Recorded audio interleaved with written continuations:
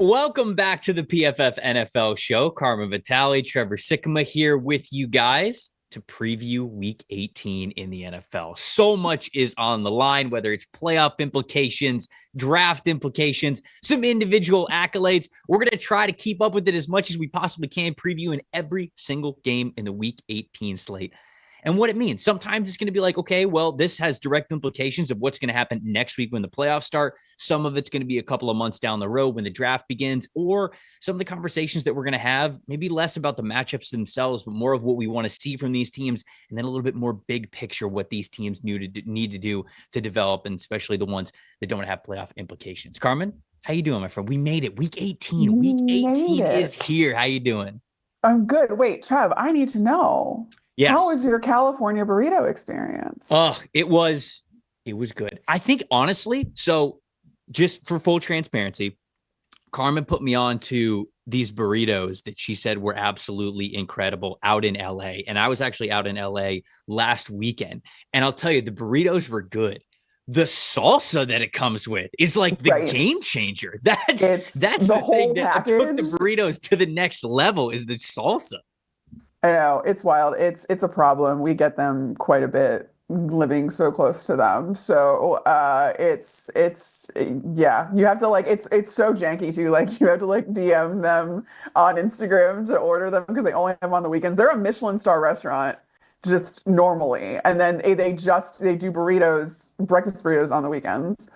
And then they have a sister restaurant that the burritos are available at, but there's always like a 2-hour wait for them. It's wild. We're making people hungry listening to this podcast. So apologies in advance for everybody who might have had a little bit of a twinge of hunger, who's now like full-blown hangry at this point. I don't think I've eaten anything listening to these this burrito talk here. But I could have believed, you could have sold me that they were a Michelin star restaurant, again, simply for the salsa. Because that was an absolute game changer. But I feel like California would do salsa pretty well. Like, I feel like it's just, well, actually, let me say this before we dive into this. Burritos everywhere in California. I mean, you're talking breakfast burritos, lunch burritos, dinner burritos, after midnight burritos. It felt like every single place we went to, no matter what kind of cuisine it was or what meal they were providing. Some type of burrito, sushi burrito. There's the California burrito that has the French fries in it that you can get. Like, usually there's like fish that you do like shrimp or whatever, and there's like French fries in the burrito. That's like the standard like California burrito. Ugh. So yeah, no, I'm spoiled now. Again, if you are into burritos at all whatsoever, check out California, specifically Los Angeles. I can't speak to really the rest of it. I haven't gone on a burrito pilgrimage anywhere outside of Los Angeles. But if you're in the Los Angeles area, I guarantee you'll be able to find some good burritos. So your recommendation was a good one. Again, if nothing else, but for the wonderful salsa. Let's dig into these games. We've got 2 Saturday games before a mountain of games that we have on Sunday. And it's after, a month where I feel like, okay, we're dabbling with some Thursday night games, some Wednesday night games, some Saturday games, everything. It's just all back to the weekend here for the NFL. And we got 2 big ones with playoff implications to kick things off.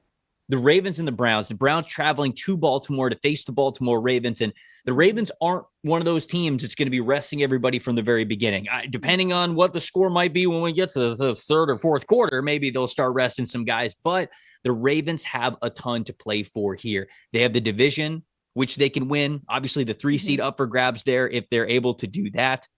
So this is one of these matchups where, because we want to talk about it here with what the Ravens can do to cap this off and win the division, we are going to talk about the matchup that matters and some plus factors here. What's your matchup that matters or plus factor? I'll sort of give you dealer's choice to start however you want with this game. I'll still go matchup that matters first. And again, like when you look at a game that's just kind of lopsided given the talent and the records of these teams, but B, when you have one team that has something to play for and one that doesn't, I just go towards, all right, what can the team that has nothing to play for do to spoil the other team that does? So what can the Browns do to spoil what the Ravens are trying to do, which is win their division, get the 3 seed, all of that kind of stuff. And it boils down to the fact that there is somebody on the Browns individually that has motivation, and that's Myles Garrett, because he's tied for the NFL lead with 14 sacks. He's the first player since '82 with 14 plus sacks in 4 straight seasons. But he has a sack in 6 of his past 7 versus Baltimore. Like, there are streaks, there are records, there are reasons for Myles Garrett to want to play well and to affect this game. And when you think about things that can spoil what the Baltimore Ravens are trying to do, Myles Garrett is first and foremost on this. So it's how he does against this offensive line, how much he can affect Lamar, all that kind of stuff. He's still motivated, and I think that matters in a game like this where his team itself has nothing else to play for. So my matchup that matters, or just really, I guess you could call it a plus factor, however you wanted to look at it, was really Dorian Thompson-Robinson and how he has played for the Cleveland Browns. But as of 10 minutes ago, they announced that Bailey Zappi is actually going to be the starting quarterback for the Browns. And so I suppose that in and of itself is the plus factor here, is that you're hoping to get something better, because over the last 3 weeks, I mean, I was going to highlight the fact that it's hard to think the Browns are going to be able to do anything in this game, because DTR just has not been that caliber of a quarterback. He had 4 interceptions, which was tied for the second most over the last 3 weeks. He had 4 turnover-worthy plays, which was tied for 5th most. And so he was not able to match that with any sort of big-time throw percentage or big-time throw output. So it was a lot of negative from DTR, who wasn't really giving you those explosives either. And you and I have talked about this a couple of times over the last few weeks. It's like, all right, well, if Jameis is hurt, then you understand it. But Jameis is really the quarterback that actually gives you the ceiling, the potential to win the football game, because well, he has before in this league. And even though it's a very up and down roller coaster, it at least can hit a peak that wins in this league. Yeah, I mean, it's production with Jameis Winston. Right. I mean, it's production either way, to be honest with you, but he at least gives you that chance. But he's not starting here, and they're going to Bailey Zappi. And, we saw Zappi, last year when it was with the New England Patriots, when he was, him and Mac Jones going back and forth. And obviously it wasn't anything that earned him that starting job moving forward. He's no longer on the New England Patriots. And so it's hard to think that Zappi is really going to give you a ton more than DTR did, but you're hoping the efficiency is at least up in that regard. And you're hoping that he's not turning the ball over as much or putting the ball into harm's way. You're hoping that you're still able to feed Jerry Jeudy and some of the rest of those offensive weapons there without those turnover-worthy plays. But no matter who the quarterback is, and it looks like it's Bailey Zappi, there has to be some more explosives. He has to be able to take some risks at this point if they're going to win this football game. But ultimately, just the quarterback position is why I kind of started this segment talking about, well, the Ravens aren't resting anyone to start. When we get into the second half, depending on what the scoreboard says, we might get there. What about a plus factor here for you? What do you got? Yeah, well, in that same vein, and thinking realistically about are the Browns going to be able to take care of the football? And full disclosure, I did do this when I thought DTR was starting before we knew that Bailey Zappi was, but I think the point remains the same. Kyle Hamilton, I think, is kind of the plus factor here for the Baltimore Ravens, because he did get his first interception of the season this last game. He wants the third game in a row with a pass defense. And then in week 8 versus Cleveland, he went off. 10 tackles, 2 passes defensed, a sack, a forced fumble. He really took over this game for the Baltimore Ravens defense and affected the Browns pretty heavily. So you think about, all right, what the Browns are going to try to do. Are they going to put the ball in harm's way? Who's going to be able to capitalize on that? It's Kyle Hamilton. Yeah, I think it's, and mine's actually just a little bit of a step back towards looking at the same picture, and that's the Ravens secondary overall. Kyle Hamilton's been a huge part of that, but they've played well really as a unit, especially since Kyle Hamilton was moved into more of that free safety role. It's been able to help out, I think, the entire secondary play in a lot of really great spots. Over the last month, so over the last 4 games, they've got 7 forced incompletions. They've got 3 interceptions. And they have a 78.0 coverage grade as a team. That's second highest in the NFL. And the reason why I think that this matters, less for this game in particular, which again, we think that they should win pretty easily if there is such a thing as that in the NFL. It's more towards looking at the playoffs. And if this is a hot secondary here, well, all of a sudden, all right, the front four is playing a little bit better. Obviously, Lamar's been unbelievable. Derrick Henry's been unbelievable. You got Pro Bowl wide receivers in Baltimore now, which is the first time ever. Shout out Zay Flowers for that. The offensive line's been playing pretty well. And so the team's really hitting their stride going into the postseason, even as the potential 3 seed here. So with this coverage group playing as well as it has over the last month, you want to be able to keep it going. And coverage is very much an area of this game that is volatile. It's very much up and down. We see this year to year. Sometimes it's season to season within the seasons, if you will. But you want to make sure, if you're the Ravens, that you didn't peak over the last 4 weeks, right? And that you're still peaking going into the playoffs, because I know you won't face the Kansas City Chiefs for at least another 2 weeks with them having the bye, but the Buffalo Bills, the Los Angeles Chargers, like there's just so many different teams that you've got to be able to lock down here.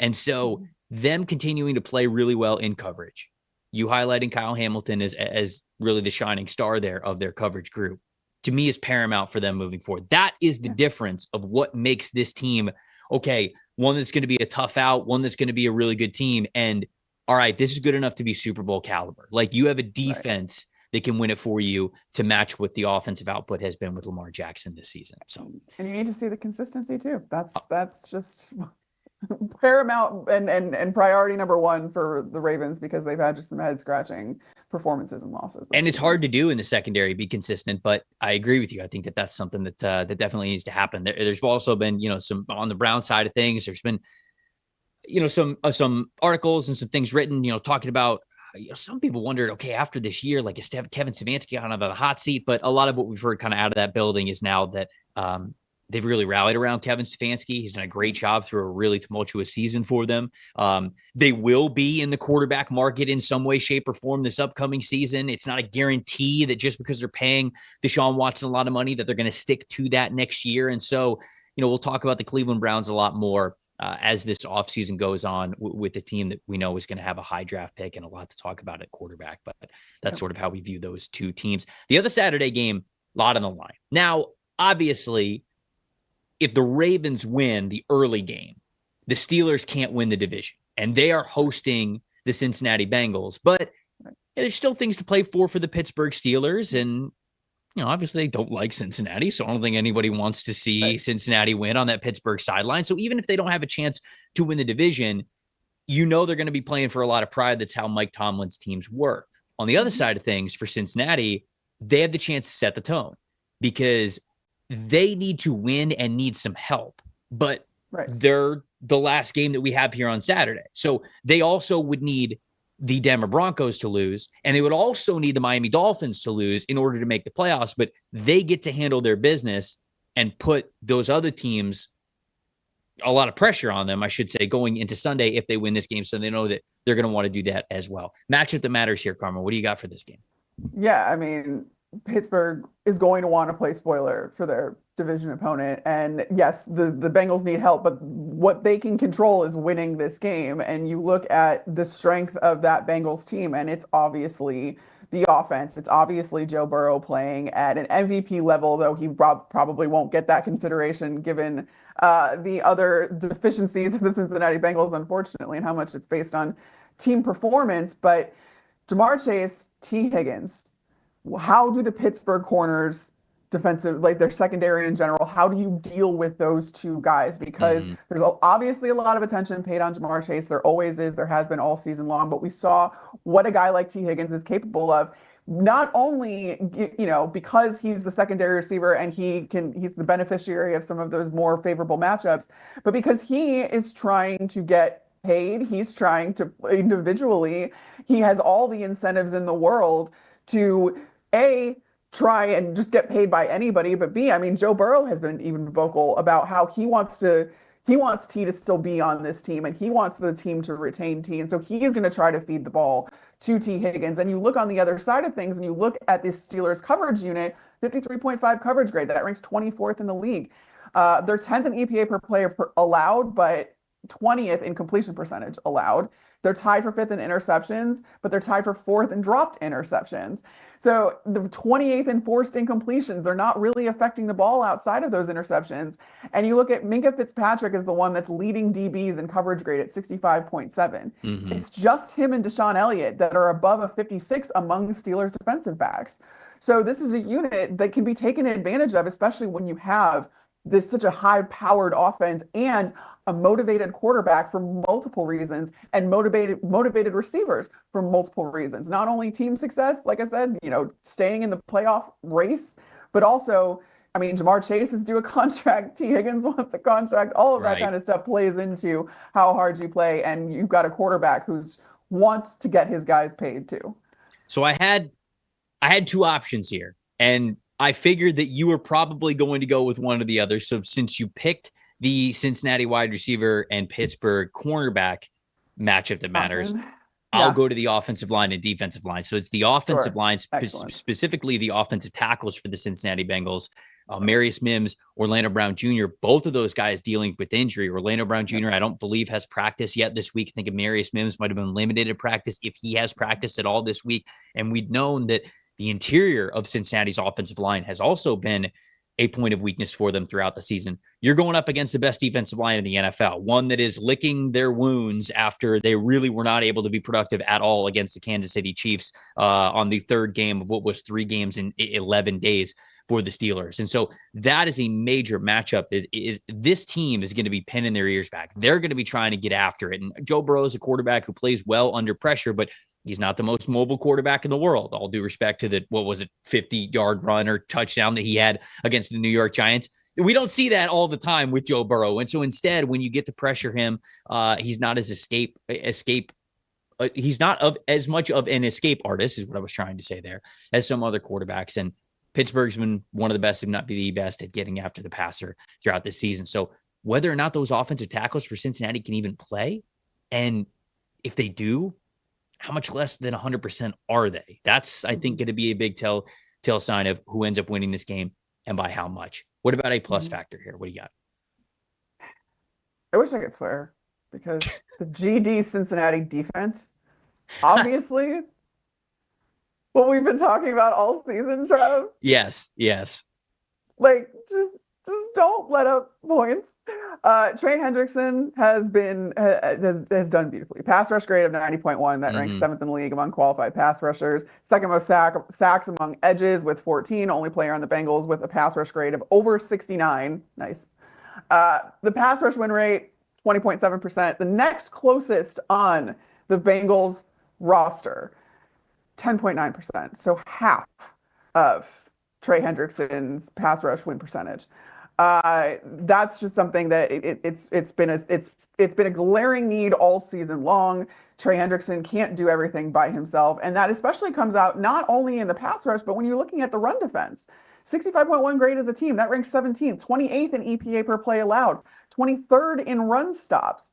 And again, just a testament to the fact that Trey Hendrickson can't do it all himself in a team game. And so I really need the plus factor for this, as it's going to be, if the Cincinnati Bengals move forward, is just how well the defense can match the intensity of the offense, how much they can limit their opponent, because they know that the offense can score points. That's what's so maddening about this whole situation. The fact that the Bengals do not control their own destiny into the playoffs is just, it's so funny, because, I mean, this was obviously Joe Burrow and Jamar Chase's college, but like, it reminds me of LSU last year with Jaden Daniels and Malik Neighbors and BTJ. Like, that offense not winning a national championship because that defense was just a sieve is criminal. And that's how I feel about the Cincinnati Bengals. And I haven't been able to quit them all season because they're so much fun to watch offensively. So be a buddy, defense. Step up. I think along those same lines, this is a little bit more of big picture, but you want Russell Wilson to play well in this game. Like, you need some of those big time throws. And over the last 3 games, so in this tough 3-game stretch, he's had 3 big time throws compared to 4 turnover worthy plays. The Russell Wilson that they've gotten over the last month is not one that is probably going to win you any playoff game, whether you were the 3 seed or the 4 seed or whatever it is. Or whether you are a wild card team on the road. So he has to play better in this game. And it's a defense that you would hope that he plays better against. I think on your side of things, you would like for the Cincinnati Bengals to obviously step up and finish the season strong. I think for the Steelers, no matter what, they're going to be in the playoffs. No matter what, we're going to see another game of Russell Wilson, of course, hoping that he's going to be healthy. You need to see better of him this week. He needs to be able to put his best foot forward, because sometimes in the playoffs, we have seen this before. It's not always about the team that has run the regular season wire to wire. Sometimes it's just the team that gets hot. And this defensive line has the ability to do that. Does Russell Wilson in this offense, even with them being boom or bust, can you get that boom? Can you get enough of that? To quote the Costco family, can you get enough of the boom here from this passing offense to be able to make some noise in the playoffs? We will see. We will see. Falcons and the Panthers up next. The Panthers are traveling to Atlanta to take on the Atlanta Falcons. The Falcons have to win and they Yes. have to hope the Tampa Bay Buccaneers lose. And if those two things happen, then the Falcons will make the playoffs as winners of the NFC South. What's your matchup that matters here, Carmen? What do you got? I think it comes down to, all right, what's the biggest threat to the Atlanta Falcons? It's Bryce Young getting hot, and especially the way that we've seen him be able to play over the last month of the season in particular. You got to affect Bryce Young, and the Falcons pass rush, specifically versus Bryce Young, is my matchup that matters because this Falcons pass rush is not the same unit that started the season. They are tied for the most sacks since week 14 with the Kansas City Chiefs, third best pass rushing grade over the last month. They rank 11th in EPA per play allowed. They only rank 20th in pressure percentage, which I think is a big thing here. But then you go against the Carolina offensive line, who we've talked about multiple times, Trev, this season being a much improved unit over last year. But in that same span, so over the last month or so of the season, they've dropped to 17th in offensive grade. They're 28th in pass blocking grade in that span, but they do rank 10th in run blocking grade. But for the purposes of this, which is why it's the pass rush versus Bryce Young, we have seen the Panthers' offensive line regress a little bit in pass blocking, even though we've seen Bryce Young play better. And we've also simultaneously, for this matchup, we've seen the Atlanta pass rush really come alive over the last month of the season. Yeah, I think that's a good call out. And, Bryce Young was going to be my plus factor for that very reason, because I knew that we were going to have sort of the conversation about how good Atlanta's pass rush has been really over the last month, maybe month plus. But Bryce has also been pretty good under pressure. Like, that was an area where, looking at him at Alabama, those 2 years with him as a starter, he played very well under pressure. And I think that was an area of his game that people looked at and they said, man, I've got faith in this smaller quarterback to be able to make it at the NFL level, because the idea is, all right, well, he's small. He doesn't have the arm to get out of trouble. He's not able to be as fast or get away from people. But in the SEC at Alabama, he still graded very highly when he was under pressure. We're seeing that sort of Bryce Young. When he was about 3 games into coming back as the starter after being benched, I said that this is the closest thing to the Alabama version of Bryce Young that we have seen. And I think that was more of a general sense. When you look at how he's been playing under pressure, I think that also points to that direction, because since week 11, Bryce Young has a 74.0 PFF grade when he is pressured. 8 big time throws and just 4 turnover-worthy plays. Like, that's one of the best passing grades under pressure that we have in the NFL in that time span. So he is playing very, very well. And even like you mentioned, Carolina hasn't been as solid in pass protection. They're going up against a red hot pass rush unit, or at least one that is playing the best that they possibly can. We're seeing down the stretch of the season. But Bryce has been playing really well under pressure. So if that continues, maybe even if Carolina's offensive line doesn't take that step back forward, maybe if the Falcons still are teeing off on him a little bit, he might still be able to get it done, which I think is the true definition of a plus factor there. I'll go back to my matchup that matters here. Carolina Panthers run defense versus the Falcons run game. I think that with everything that Saquon Barkley has done, with how good Derrick Henry has been this season in his first year in Baltimore, Bijan Robinson is the forgotten man of what he has been able to do.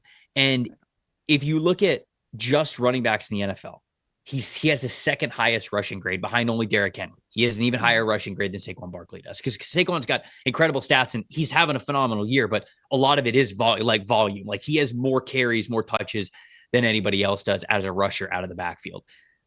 Bijan Robinson, 91.9 rushing grade this season. He's got over 1,300 rushing yards, and he's behind an offensive line that loves to run block. The formula here is that they're going up against a run defense unit that's been one of the worst in the NFL this season, and especially over the last 4 games, over the last month.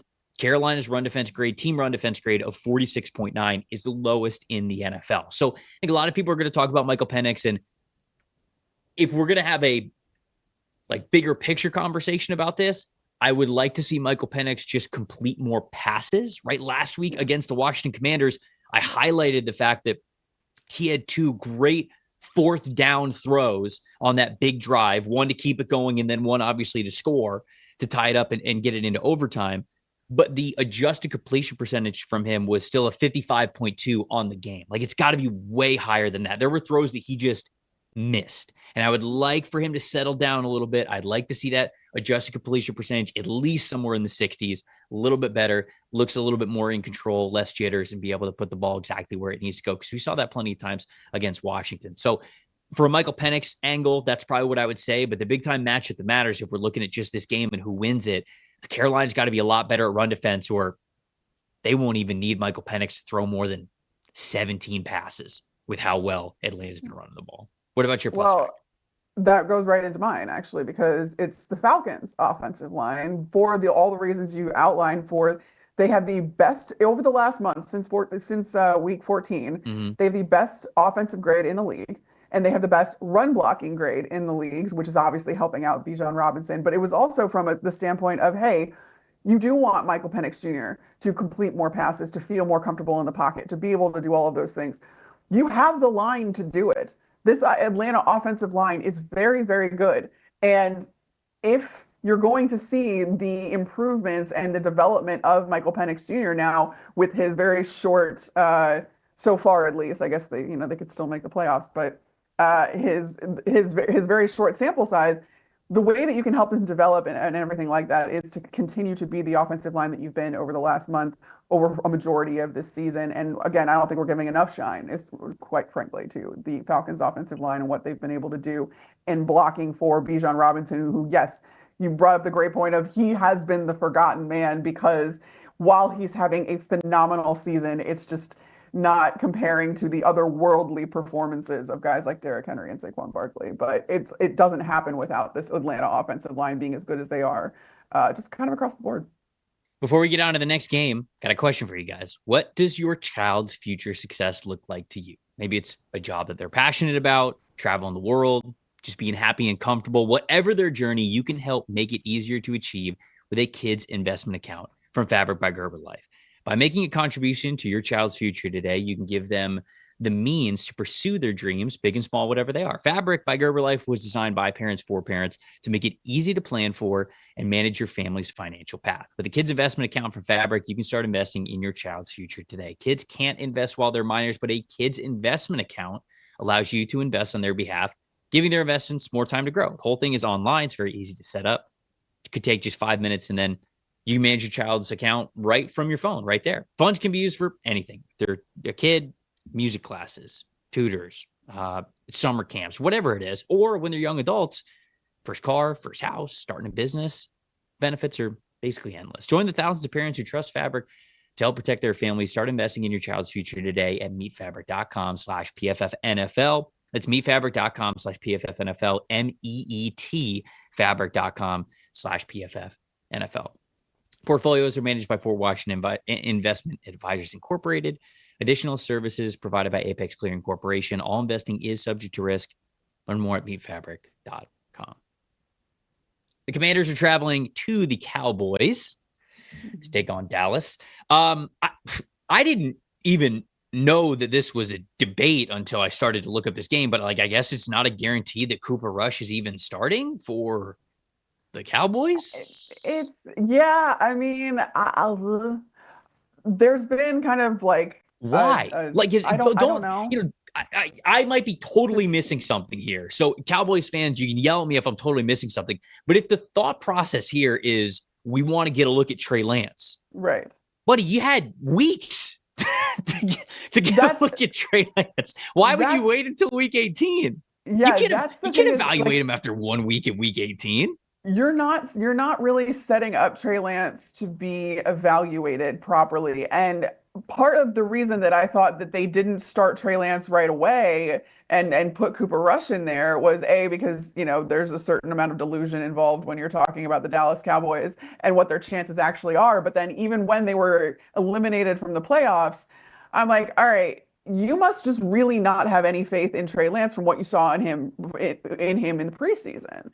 And that was kind of the consensus that I thought the Cowboys kind of came to was, yeah, no, this guy doesn't really have anything. And you're like, well, and so I don't know, is Cooper Rush battling some type of injury? I didn't think that was the case. And Rush has actually been decent. Have there been some stinker moments for him? Yeah, but that's what you have to come to expect with a backup quarterback. I think he gives them a decent chance to win this game. If Trey Lance, who knows? I think it's an absolute wild card all over the place. Did you have a matchup that matters here, or were you more sort of like big picture here with these two? I'm a little more big picture in this just in general because of the fact that, the Commanders, they know that they have a playoff berth. There's not a whole lot that they need to play for. And then you have Dallas that's just been out of it. And I guess you're just throwing stuff at the wall with Trey Lance. But like it's not a fair shake for Trey Lance to have to go in for one game and then you evaluate him based on that performance. I do think, I mean, what's been the story with the Dallas Cowboys the entire year is just their run defense, and how I think underappreciated the Commanders' run game has been because the shiny new object is Jayden Daniels, and rightfully so. He's done some incredible things and really come in clutch. I think that's the biggest thing with Jayden Daniels that impressed me the most this year. Like, you knew he was going to be a good quarterback. He was a second overall pick, but just how clutch he's been in pressure situations as a rookie, it's just it bodes so well for the future for the Commanders and going forward in general, even into the playoffs. But yeah, that was kind of more of my thought process was matchup that matters. I guess like if you're thinking about what Dallas could or what they don't do well, they don't defend the run very well, and Brian Robinson does run the ball very well. So Right. yeah, I don't know. And then I'm trying to think like Micah Parsons, he's playing for his contract, so like he's my plus. I'll just go right into the plus factor because that was my plus factor was like Micah Parsons has some individual motivation to continue to do well and to put some good stuff on tape, and that's kind of when you're looking at these teams that have nothing else to play for. You got to kind of get it down to the individual motivations. And that's something that Micah Parsons does have. I know he came out and he said, I don't really care about being, the highest paid non-quarterback in the league. And I'm like, yeah, I don't buy that for a second. So if you want to be the highest paid non-quarterback in the league, which I'm sure he actually does, what the better the tape that you can put out there, the better that you'll get paid, and that's his motivation, and that's something that, God forbid, like it can affect the game in a lot of ways if Micah Parsons is going full speed, and God forbid your line isn't. I'm just reading like all the different combinations that the Commanders have here with this game, but essentially, if they beat the Cowboys, they're the 6th seed. They don't have to go to Philadelphia, right? They'll play either the Los Angeles Rams or the Tampa Bay Buccaneers, which, we'll break down a little bit further when we get to those games. But, for the Commanders, it's interesting. Like, I don't think anybody really wants to go on the road against Philadelphia, but they've already got experience against Philadelphia. They've played them twice this season. Are you that scared if you're the Commanders? No, I don't think so. Right. So it's not like it's this massive like do or die. Like again, you want the higher seeding, I think, no matter what, just because it's the playoffs go crazy and whatever happens, like I don't know, maybe you get a you have a better chance of hosting a playoff game. Right. But yes, if they do lose this game, I don't think that it's terrible for them. I don't think it's a guaranteed loss. They lost to the Eagles in Philadelphia earlier this season, but they beat Philadelphia just 2 weeks ago. So, they have the ability. It was a thrilling win. And so, like, they have the ability to beat the Eagles. They know that. And when it comes to the Rams or the Bucs, they played the Bucs earlier this year. They started the season against Tampa Bay and they lost, but this team and Jayden Daniels is different than week 1 against the Buccaneers. And so if they play the Bucs in Tampa once again for the second time this year, I don't think that they're scared of that. I don't think Washington is scared at any of the possible teams that they could play. But just going into and echoing your point once again, for this game specifically, Cowboys run defense, it's something that we've talked about throughout the season. It's not as bad as it was through the first half of the year, but it's still not a great unit. What I'm looking for really, though, is the Commanders, because Commanders weeks 13 through 17. Okay, there's a reason why I'm using those parameters right there. Weeks 13 through 17 for the Commanders, 3rd in EPA per rush, 9th in rushing grade, 5th in yards per carry average. Against Dallas, specifically in week 12, the week before I had that cutoff range, 13th in EPA per rush, 15th in rushing grade, 16th in yards per carry in the NFL that week. And the big reason why is because they didn't have Brian Robinson in that game. So to me, we've talked about this a lot throughout the season. Jayden Daniels is great. And my plus factor is Terry McLaurin, because I'd love to see Terry McLaurin get it going. He just had one catch on 7 targets last week. I mean, it's got to be way better than that heading into the playoffs. They've got to have a better connection there. We talk about the flashiness. Olamide Zaccheaus playing really well. I want to shout out him as well. But at the end of the day, the Commanders can't be the team they need to be sort of this Cinderella story if they don't have the ground game going, specifically from their running backs. Jaden can be great when scrambling. I think that's something that you can count on, not consistently, maybe count on is the wrong term, but he has the potential to go off every single week when it comes to adding to the rushing attack and being a great scrambler. But you've got to make sure the floor is high enough with your running backs out of the backfield, because this team is at their best when they're running the football. That's the type of team it really is, even with a great quarterback. So to me, it is about that run game for the Commanders. And can you get the better of Dallas the way that you weren't able to back in week 12? Can it look a little better this time around? And then my plus factor was Terry McLaurin. Anything else that you have in this game before we move on? Yeah, no, it's one of those where there's pride on the line. It's a division matchup. That's always interesting at the end. But at the end of the day, like you said, there's not a whole lot of difference for the Commanders depending on where they end up. And yeah, you want the higher seed, but realistically, does that change much for you? It really doesn't. And then again, I just look towards the individual kind of motivations behind some of these Dallas Cowboys players, and it's a lost season for Dallas. So the Chicago Bears are traveling to Green Bay for the next game that we're talking about here, which is a good transition. Washington sort of has the advantage over Green Bay. They control their own destiny. If Washington wins, then they're going to be able to get the 6th seed. But Green Bay can also get the 6th seed if they win their game and the Commanders lose their game. So matchup that matters here, big picture. Obviously, we're talking more big picture if it's going to be more Chicago Bears focused. But what are you looking forward to seeing in this game?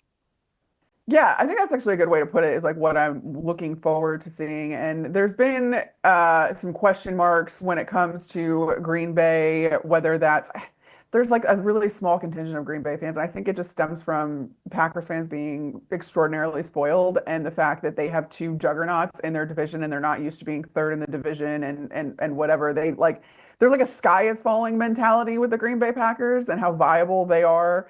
And I'm like, y'all, like, just look to the other team in this game to know how bad it can be, because y'all don't you don't know anything, my guys. And I do like the Green Bay Packers, and if you look at how far they've come and what I want to see from them in this game is really it's on the defensive side of the ball, because the biggest issue with the Green Bay Packers defense coming in, like in the beginning of the season at least, was just how much they could not get pressure up front in particular, and they were lacking in every major pressure metric, sacks, all of that kind of stuff. It was being masked by the fact that you had Xavier McKinney on a tear to start the season, taking the ball away, the interceptions. Packers are still 4th in takeaways this year, so I think that masked a lot of the other kind of procedural issues that you had with this transition from a 3-4 to a 4-3 defense now under Jeff Hafley.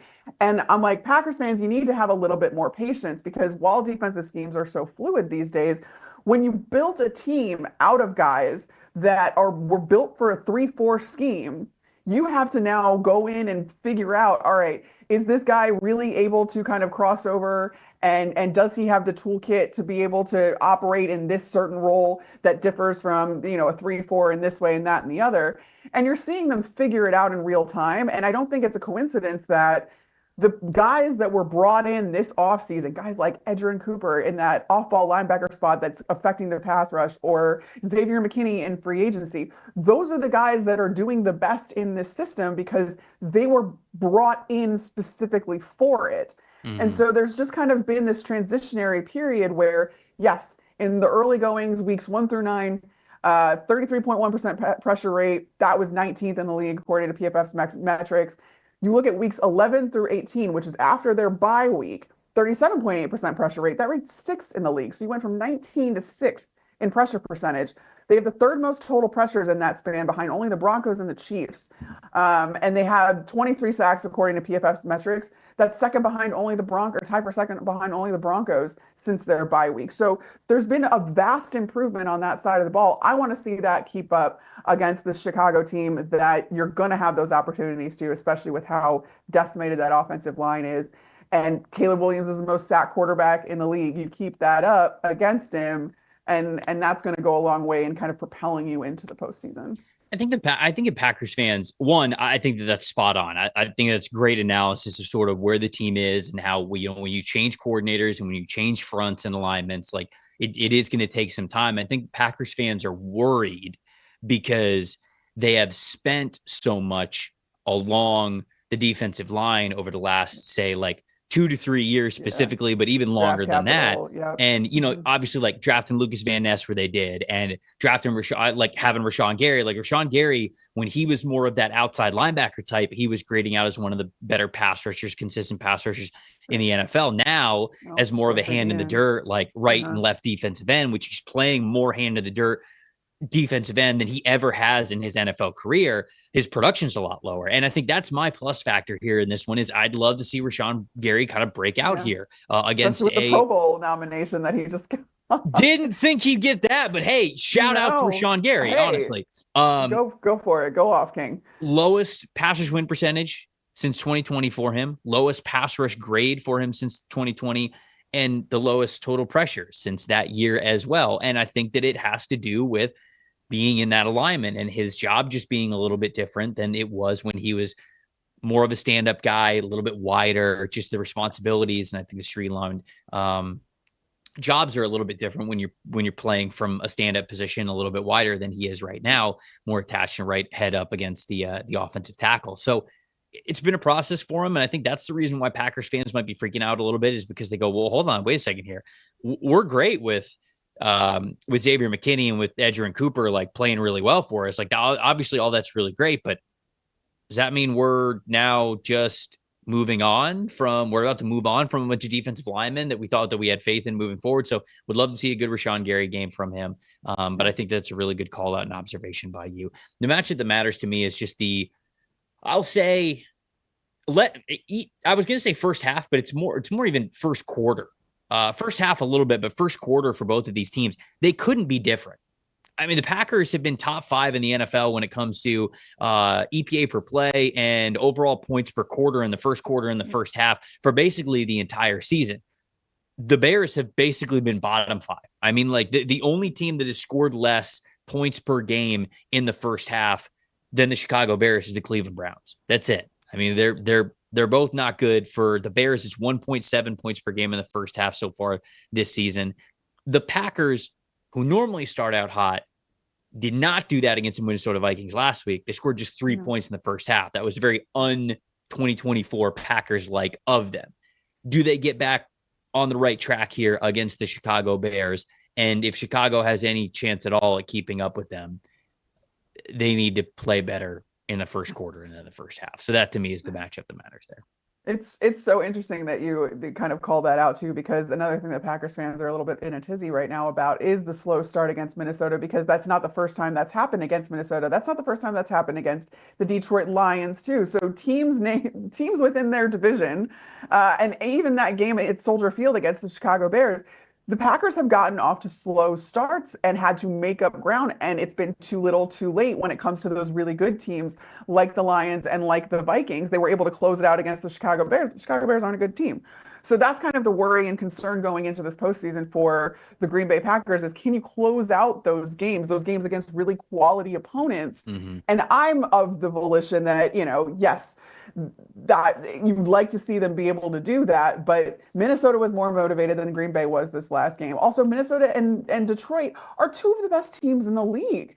And yeah, so when you do get off to a slow start, that stinks, but the fact that you can rally behind that and the adjustments that you see at halftime and all of that kind of stuff, I think that that's a good sign for the Green Bay Packers. But my plus factor is really that offense getting off to a hot start, yes. But I want to see that specifically in the run game because of how diversified it's been since the bye week. You see so many different guys involved, not just Josh Jacobs. Josh Jacobs has been a wonderful workhorse for the Green Bay Packers, a guy that Jordan Love has been able to lean on. But you look at this team, 10 different players have registered a carry for the Green Bay Packers this season. Jaden Reed, 17 carries for 160 rushing yards and a rushing touchdown. This run scheme is so capable that you don't know why it's taking longer in the beginning of games to really get going, because the line is excellent. And then again, you just have, they are not even asked to do much as far as like varying up their scheme or the blocking scheme or whatever they're trying to do. It's really just what Matt LaFleur is calling in the backfield with a myriad of players. It's really, really fun.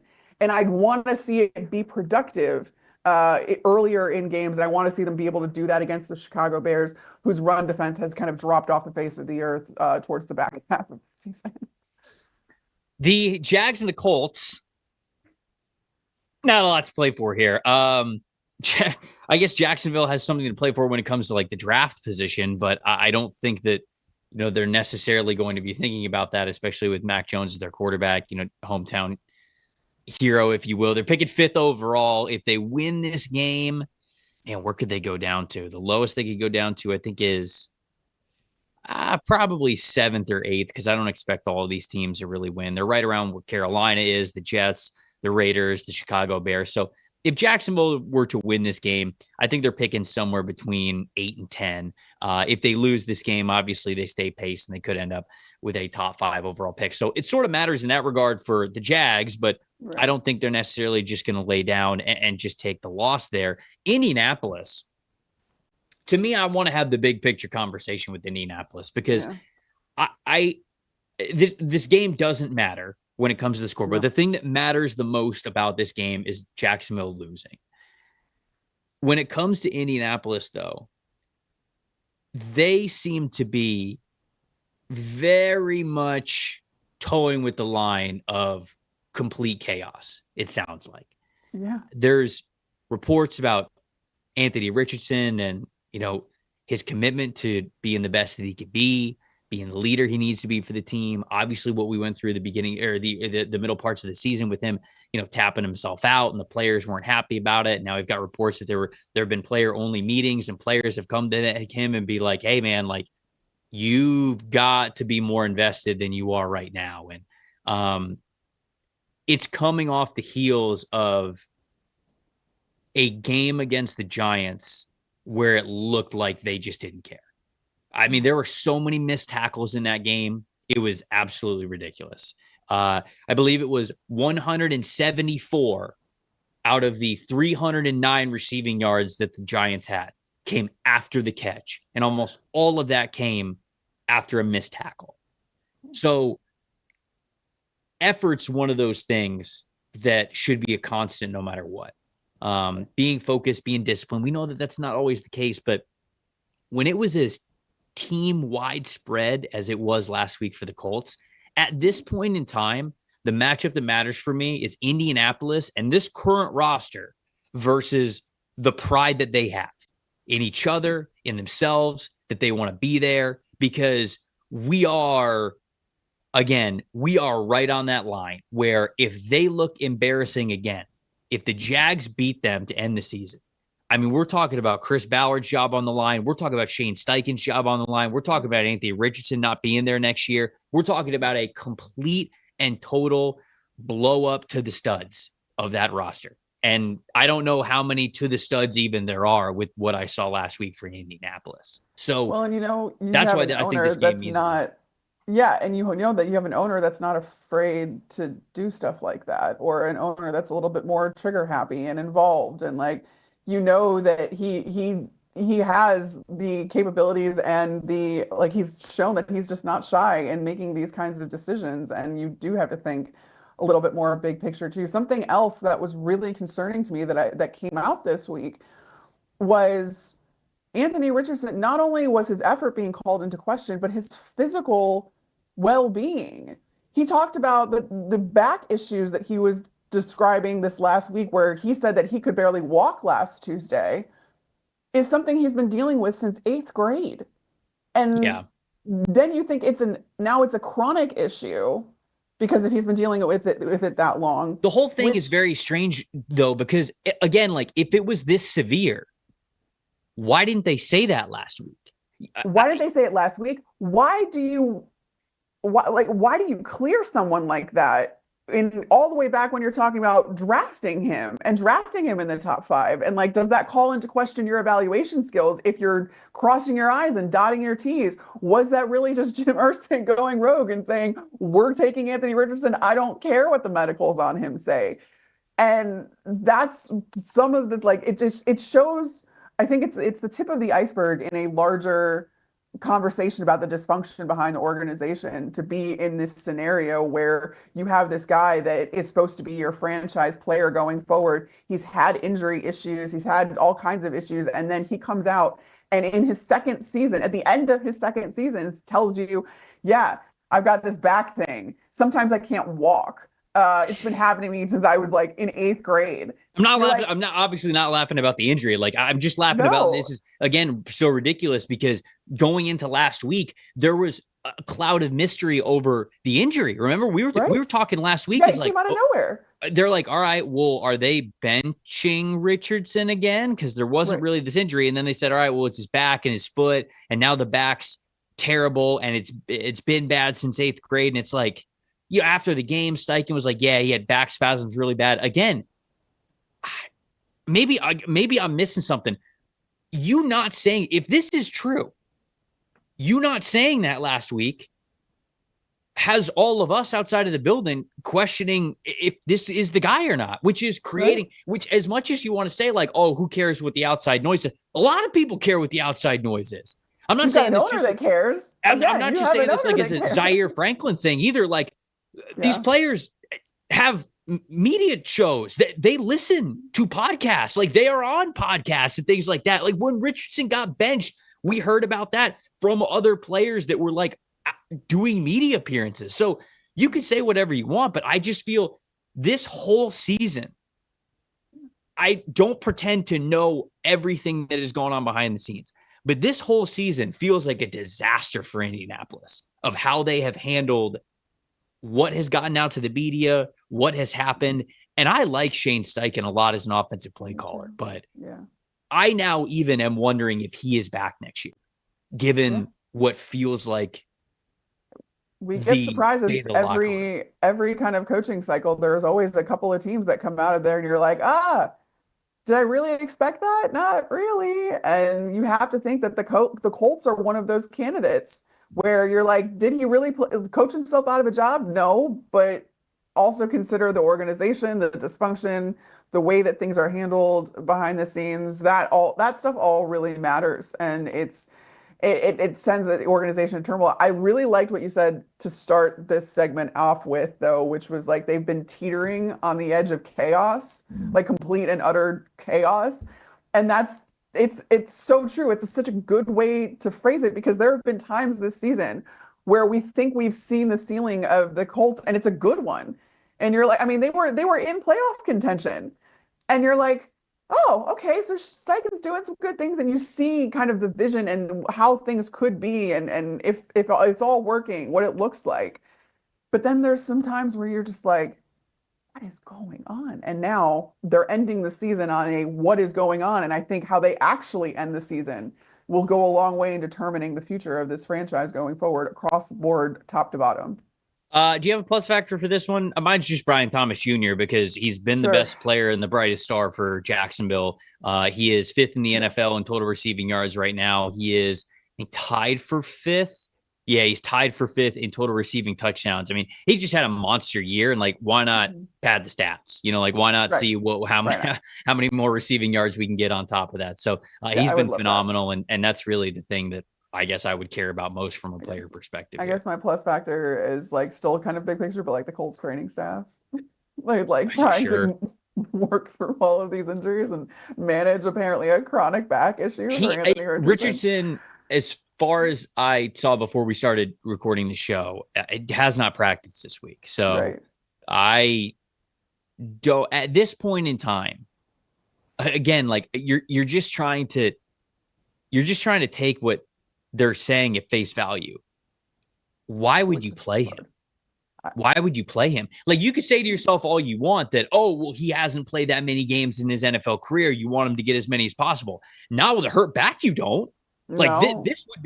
I would agree with people normally when they would say, yeah, we want to get him as much experience as possible. Yeah. Not under these circumstances, you don't. So at this point in time, if his back is as bad as you said it is, why is this even a conversation? Tell people Joe Flacco's going to start, and maybe they lean more that way than I'm giving it credit for. I'm just kind of going off of what I'm reading, trying to keep up with this. But again, it just seems teetering on the edge of chaos. Whole thing just seems real weird to me. It feels like no matter where we have been going, injured, not injured, locker room's a problem, it's not a problem. On every instance, in every side, it feels like I've gone, that seems contradicting. And it just that feels like the whole season for the Indianapolis Colts. So yeah. Anyways, before we get on to the next game, you guys played Pick Six from DraftKings yet? If not, what are you waiting for? You better get on it. Playoffs are here. Time's running out. It's the official daily fantasy sports partner of the NFL. DraftKings does fantasy sports like no one else. Play for better payouts on Pick Six. It's super easy to get started. You select 2 or more players. Just say if they will have more or less of a single stat. Could be touchdowns, yards, sacks, ton of different stuff. Pick Six is available in most states, including Missouri, California, Texas, Georgia. DraftKings making Pick Six even better for first-time users as well. New Pick Six customers play just $5 and get $50 in Pick Six credits. Got a lot of great matchups in Week 18, obviously. We've already talked about a couple of them here. Brian Thomas Jr., for example, what we just talked about with the Jags going up against the Colts. If you think that they are absolutely just going to force feed this man, you check out what Pick Six has as the line, what the more or less is for touchdowns, yards, catch, all that kinds of stuff. And, if you're a new customer, put $5 on the line, you're going to get 50 free in Pick Six credits no matter what. So win more cash with Pick Six. Download that DraftKings Pick Six app now. Use the promo code PFF. That's promo code PFF for new customers to play just $5 and get that $50 in Pick Six credits. Only on DraftKings Pick Six. The crown is yours. If you got a gambling problem, call 1-800-GAMBLER. Help is available for problems with gambling. Call 888-789-7777 or visit ccpg.org in Connecticut. Must be 18 plus. Age and eligibility restrictions do vary by jurisdiction. Pick Six not available everywhere, including New York and Ontario. Void where prohibited. 1 per new customer. Bonus awarded as non-withdrawable Pick Six credits that expire in 30 days. Limited time offer. See terms at picksix.draftkings.com/promos. The Buffalo Bills traveling to the New England Patriots, conveniently resting most of their starters after almost losing to the Patriots just a couple of weeks ago. Scared to compete, if you ask me. Scared to compete. Josh Allen's going to start this game because he wants to keep his consecutive starting streak alive. Sean McDermott was saying that streak means a lot to him. So Josh Allen will start this game, but the rest of the starters, a lot of them are going to be benched in this one. They'll be resting those guys. They have the number 2 seed no matter what. When it comes to the New England Patriots, Drake May was dealing with a hand injury. There was some talk about, okay, well, if the Patriots lose this game, they will lock up the number 1 pick in the 2025 NFL draft. So when Drake May was reported, okay, got a hand injury, it was like, maybe the hand injury is all of a sudden a little bit worse. But Alex Van Pelt, their offensive coordinator, said, nope, Drake May is playing in this game, and we are playing to win. Okay, then. So what are we talking about with this one, Carmen? What do you got? Yeah, I mean, I think there's some more big picture stuff here, given the fact that, Buffalo said they're going to rest their starters. I don't put it past them at all to send Josh Allen out there for the very first snap and then just pull him. That would be, especially when you don't have the benefit of the starting offensive line and all the starters. You don't want to leave Josh Allen out there for any length of time, just for a streak, but you can get him that streak by having him play the first snap of the game. So do that. It's very interesting, what you do with Drake May situation.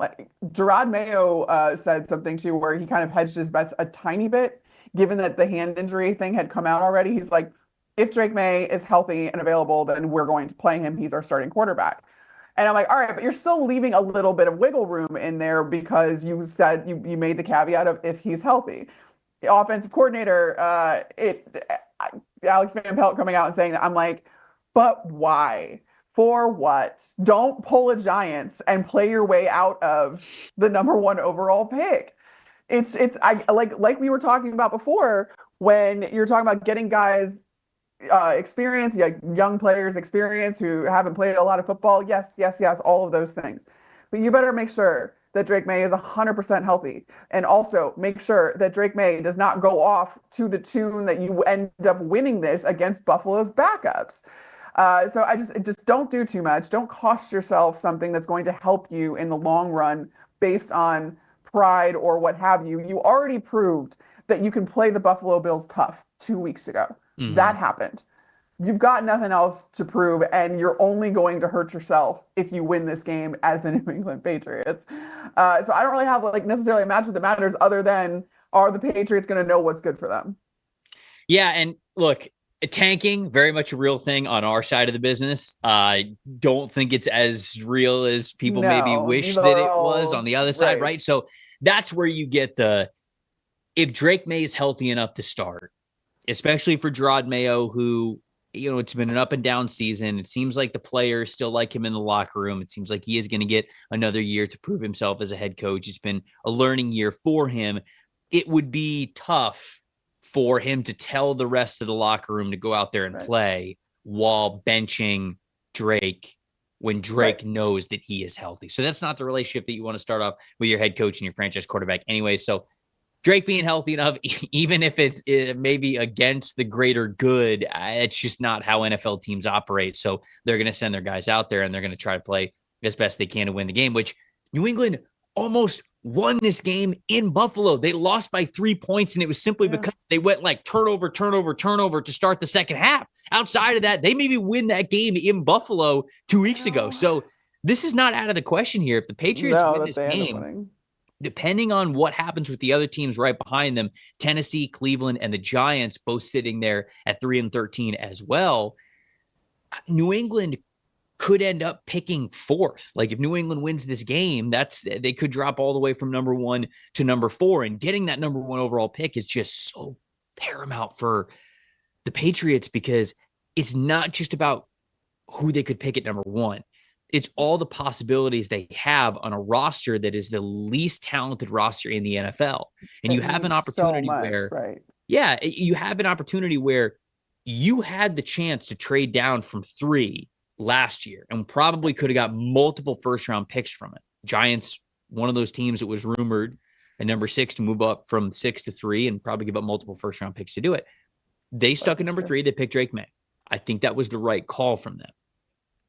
Number 1 in this draft, there's not like this pack of clear-cut quarterbacks at the very top. But there are still going to be quarterback-needy teams.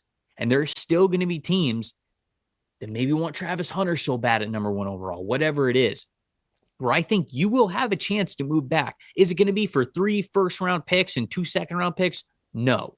But could it be for maybe 1 extra first-round pick? Yeah. And would that be worth it to a team that really needs to improve the talent level across the board? Yeah, probably. So the Patriots winning/losing this game, I think would mean a lot. But I guess what we're really looking forward to seeing is Drake May against the Bills backups because, against the Bills 2 weeks ago, he had 2 big time throws. He had 1 turnover-worthy play. I believe it was 243 yards. And so he played well in that game. And I got to think that he's going to be able to play similarly, if not better, against the Bills backups. My plus factor in this one, Jalen Polk and Javon Baker, like, come on, can we get 1 game in here where these guys are able to beat something resembling what they wanted them to be when they drafted them as a 2nd-round pick for Jalen Polk and a 4th-round pick for Javon Baker. Jalen Polk has not had a catch since week 12. And Javon Baker doesn't have a catch this season. If you told me that was going to be the case going into the year, I would have bet you $5,000 that was never going to be the case. This is truly, outside of these guys getting hurt, this has been worst case scenario for both of these wide receivers that I thought could have been impact players year 1 for this team. Right. So can we get something? Javon Baker's had 2 targets, 1 target in each of the last 2 games. Jalen Polk's obviously been involved a little bit in the offense, but not nearly as much as we thought he was going to be. Can we get something from these guys? So they're my plus factors here. What about you? Anything else? Yeah, I would you look at the Buffalo Bills and the most glaring kind of deficiency that they have is their run defense, right? And I know that they're going to be playing their backups and all the other stuff, but when you're talking about defense especially, there's usually a rotation involved in that. So even your backups are going to get some play. Can you kind of counter that narrative a little bit? Can you, again, go into the postseason um, just being better against the run and knowing that you and reminding yourself that you can be? That's, I think, the biggest thing, especially when you look at, the teams that they're going to have to go through in the playoffs in order to get to the Super Bowl, namely the Baltimore Ravens, who, that ends up happening. You look at their, like, they need to get better in run defense. And I just think that even if you're playing backups, it's never bad to see your depth guys doing what you guys have been struggling to do a little bit down the stretch. Giants and the Eagles. Philadelphia is hosting this game. Giants coming off of a thrilling victory over the Indianapolis Colts. No Saquon Barkley in this game. No Jalen Hurts. And most of the Eagles starters not going to play in this game, with Philly already locked up the 2 seed here. Big picture, matchup that matters, plus factors. What do you got here for this one? Yeah, it's a little more big picture stuff with the Giants. I'm just going to go through both. Again, the matchup that matters is the Giants against their better judgment. Don't make it worse. Don't improve your draft position more than you already have. If the Giants win, hold on. Yeah, I was going to say, let's look at what the implications are if the Giants win. So the Giants dropped from 1 to 4 last week. Mm-hmm. If they win, and let's say all of these other teams, Jacksonville, Carolina, the Jets, the Raiders, and the Bears, if those teams all lose, the Giants will drop to 8. So within the span of 2 weeks, they will have gone from the number 1 overall pick to the number 8 overall pick. Especially when you are a quarterback. It would be horrendous. Presumably. It just gets that much more expensive then to try and move up if that's what you're going to do, and all of that. It limits your options. It does so many things. Don't shoot yourself in the foot again, Giants. Learn from this last time around. But we know that self-awareness is not exactly the Giants. Drew Lock's never cared once about a draft pick.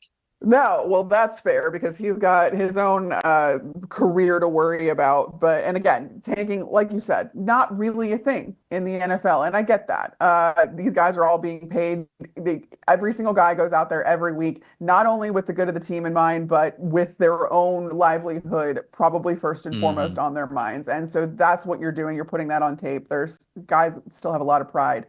And that goes into my plus factor for this game because it's Tyrone Tracy just having like this wonderful season, again, under the radar. There was no replacing Saquon Barkley, but he can continue to carve out the role that he's kind of played in this Giants offense as being this workhorse. 178 carries, 780 yards this year, 4.4 yards per carry average, 5 rushing touchdowns, 36 receptions, though, for 277 yards and a receiving touchdown. So this is an every down back that you now have in Tyrone Tracy. And I want to see that growth continue. You talk about getting all of those reps and stuff like that, how important that is.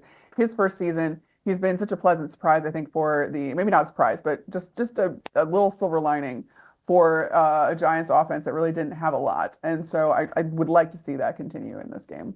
My matchup that matters, I talked about this a little bit when we were chatting about Indianapolis.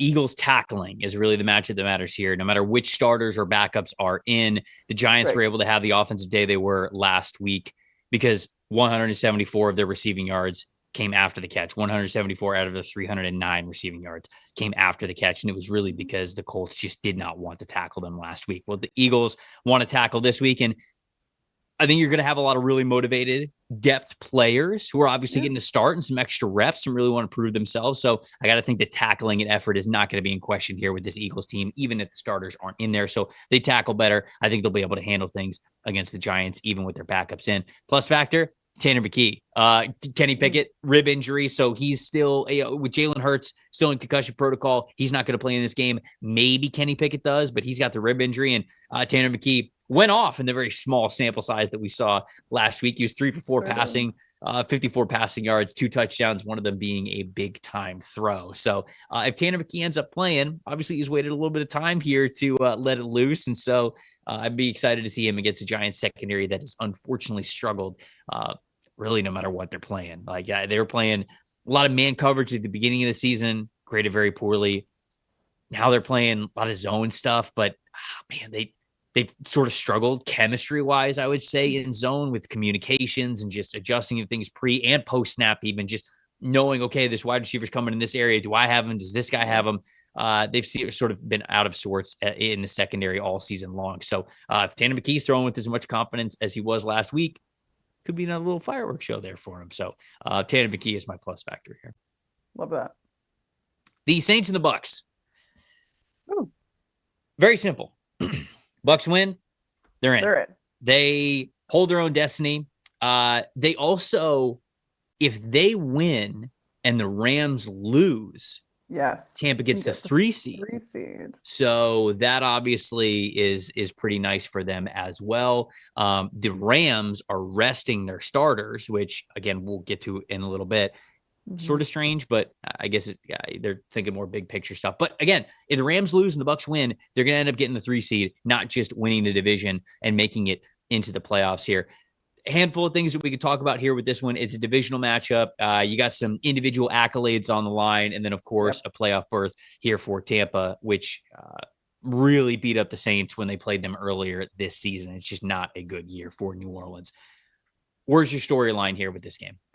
Yeah, it has to start. I'm going to start with the low-hanging fruit, and it has to start with Mike Evans. Let's go. Has the last 85 yards. Let's go. 85 yards, Trev. 85 yards for his 11th consecutive NFL season with 1,000 passing or receiving yards. I can talk today. He looks so good, though.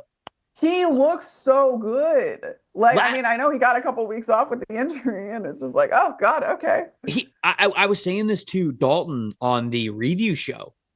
This is the best, most motivated, focused Mike Evans has looked, in my opinion, in years. Like, and again, I don't know if it's because, like you said, his whole body has had the chance to rest with the amount of time that he missed from the hamstring injury, but like, he looks like he's got more juice. He's willing to go over the middle of the field a little bit more, run more of the Chris Godwin routes, have those yards after catch. I mean, obviously, like the touchdown that he's plucking out of midair just with so much strength and confidence. Like, this is the best I think Mike Evans has looked in years.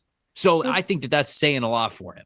It's so interesting, too, because I think it's just kind of a case study in, I guess you can just say interpersonal relationships, because Mike Evans looked phenomenal when Tom Brady got to Tampa. Like, did such a 180 just in the way that he worked and the way that he worked on his body and all of that kind of stuff. He didn't want to let Tom down. He was terrified of that. All of the guys were absolutely terrified. I am. I've never even met the guy. Exactly. Like, you don't want to disappoint Tom Brady. And that's something that they took to heart. But like, I would say that Mike Evans is just as terrified of letting Baker Mayfield down, but for completely different reasons and in completely different ways. Like, Tom Brady and Baker Mayfield lead in completely different ways, but the result is the same, is that their players want to play for them. And in Baker's case, Baker, Mike said it, Baker said it. Baker was like, I'm probably thinking about this record for Mike Evans, getting him to 1,000 yards more than Mike is. And having that guy in the locker room, having that guy as your support system, like, you don't want to let him down if he cares more about your record than you do. So you know that Baker Mayfield is going to feed this ball to Mike Evans. This is a total collective effort. When you talk about Baker Mayfield, you talk about Liam Cohen designing the game plan in a way that can still isolate Mike Evans as much as possible. So my matchup that matters is whoever is covering Mike Evans. Now, we don't get the benefit of the Marshawn Lattimore, Mike Evans, back and forth and rivalry anymore, but Kool-Aid McKinstry, Alontae Taylor, who's going to be the one that's going to be tasked with, are you going to shadow Mike Evans? Are you going to, use different things? Like, you're going to try and take him out of the game in any way you possibly can, but come hell or high water, Baker Mayfield is going to throw that ball to Mike Evans. So that's all that matters in this game when you're talking offensively, and how quickly can you get that record perhaps and not have to worry about it the rest of the way as well. You don't want to leave it till, the last second or the last minute or whatever, unless you're up by a lot. I mean, there's motivation there as well. It's going to be very, very interesting. 85 yards. So doable. Yeah, and And I they're think going to do that it. I think this is absolutely a matchup that matters. Not to make this entire like segment about Mike Evans, but it kind of is because Tampa should win this game, right? I mean, they Yeah. absolutely kicked the crap out of them when they played New Orleans earlier this season. They scored 51 points. Sean Tucker had over 136 rushing yards. I mean, it wasn't quite the Bucky Irving show yet, but Bucky had 81 yards himself. And so this team knows how to beat New Orleans. And Spencer Rattler was starting in that game. Spencer Rattler starting again, and Rattler hasn't Yeah. played very well. I'll get to that in a second. Really, the way that Tampa could sort of make this a game here is if they focus too much on the Mike Evans record, right? On Right. if it's just starting to force feed him, and if the Saints go into this game plan and saying like, okay, we're going to shut down Mike Evans because we know that's where they're going to pass the football, and if there's too many incompletions, maybe a couple turnovers here and there, like that's how you Right. keep New Orleans in this game. Because remember, this is a team that even when they don't have a ton to play for, they hate Tampa. Tampa hates them. Sure do. This is a big time rivalry. And last year, the Bucs had a chance to secure the division against the Saints in Week 17 at Raymond James Stadium, sort of like they do this year. Yep. And New Orleans beat them. And they loved playing spoiler in that game. I don't know if it's better or worse that Marshawn Lattimore is not in this It's game not anymore, there. because for Bucs fans and maybe for Mike Evans, maybe he wishes that he could get the 1,000 against Marshawn Lattimore. Marshawn Lattimore, yeah, you're right. But on the flip side, Marshawn Lattimore might piss Mike Evans off so much that maybe they fight and he gets thrown out of the game before he gets his 85th receiving yard. So I don't think it's a guarantee. I think the Saints are just as aware of what's at stake as Mike Evans and the Buccaneers are. And I think that if you're too focused on making that happen, Right. this game might be a little closer than you want it to be going into the fourth quarter, because I think Mike would tell you, he'd rather make the playoffs and have a chance to make a deep playoff run than get the 1,000 yards. So I think that that's where the team's heads are at. But the plus factor in this one to me is Spencer Rattler, because he's got to be able to play more efficient, or again, sort of like we talked about with Cleveland and the Baltimore Ravens. If he doesn't, it could be a runaway train. Spencer Rattler, 243 passing yards, 2 touchdowns, 1 interception versus the Buccaneers when they played earlier this season. But over the last 3 weeks, 43.3 passing grade for Rattler, 4 big time throws, 7 turnover worthy plays. And so it's been a struggling month for the Bucs secondary, but Spencer Rattler has been one to put the ball in harm's way. And so this with all due respect, I like Rattler coming out of the draft. Thought he was underdrafted when he was in the 5th round.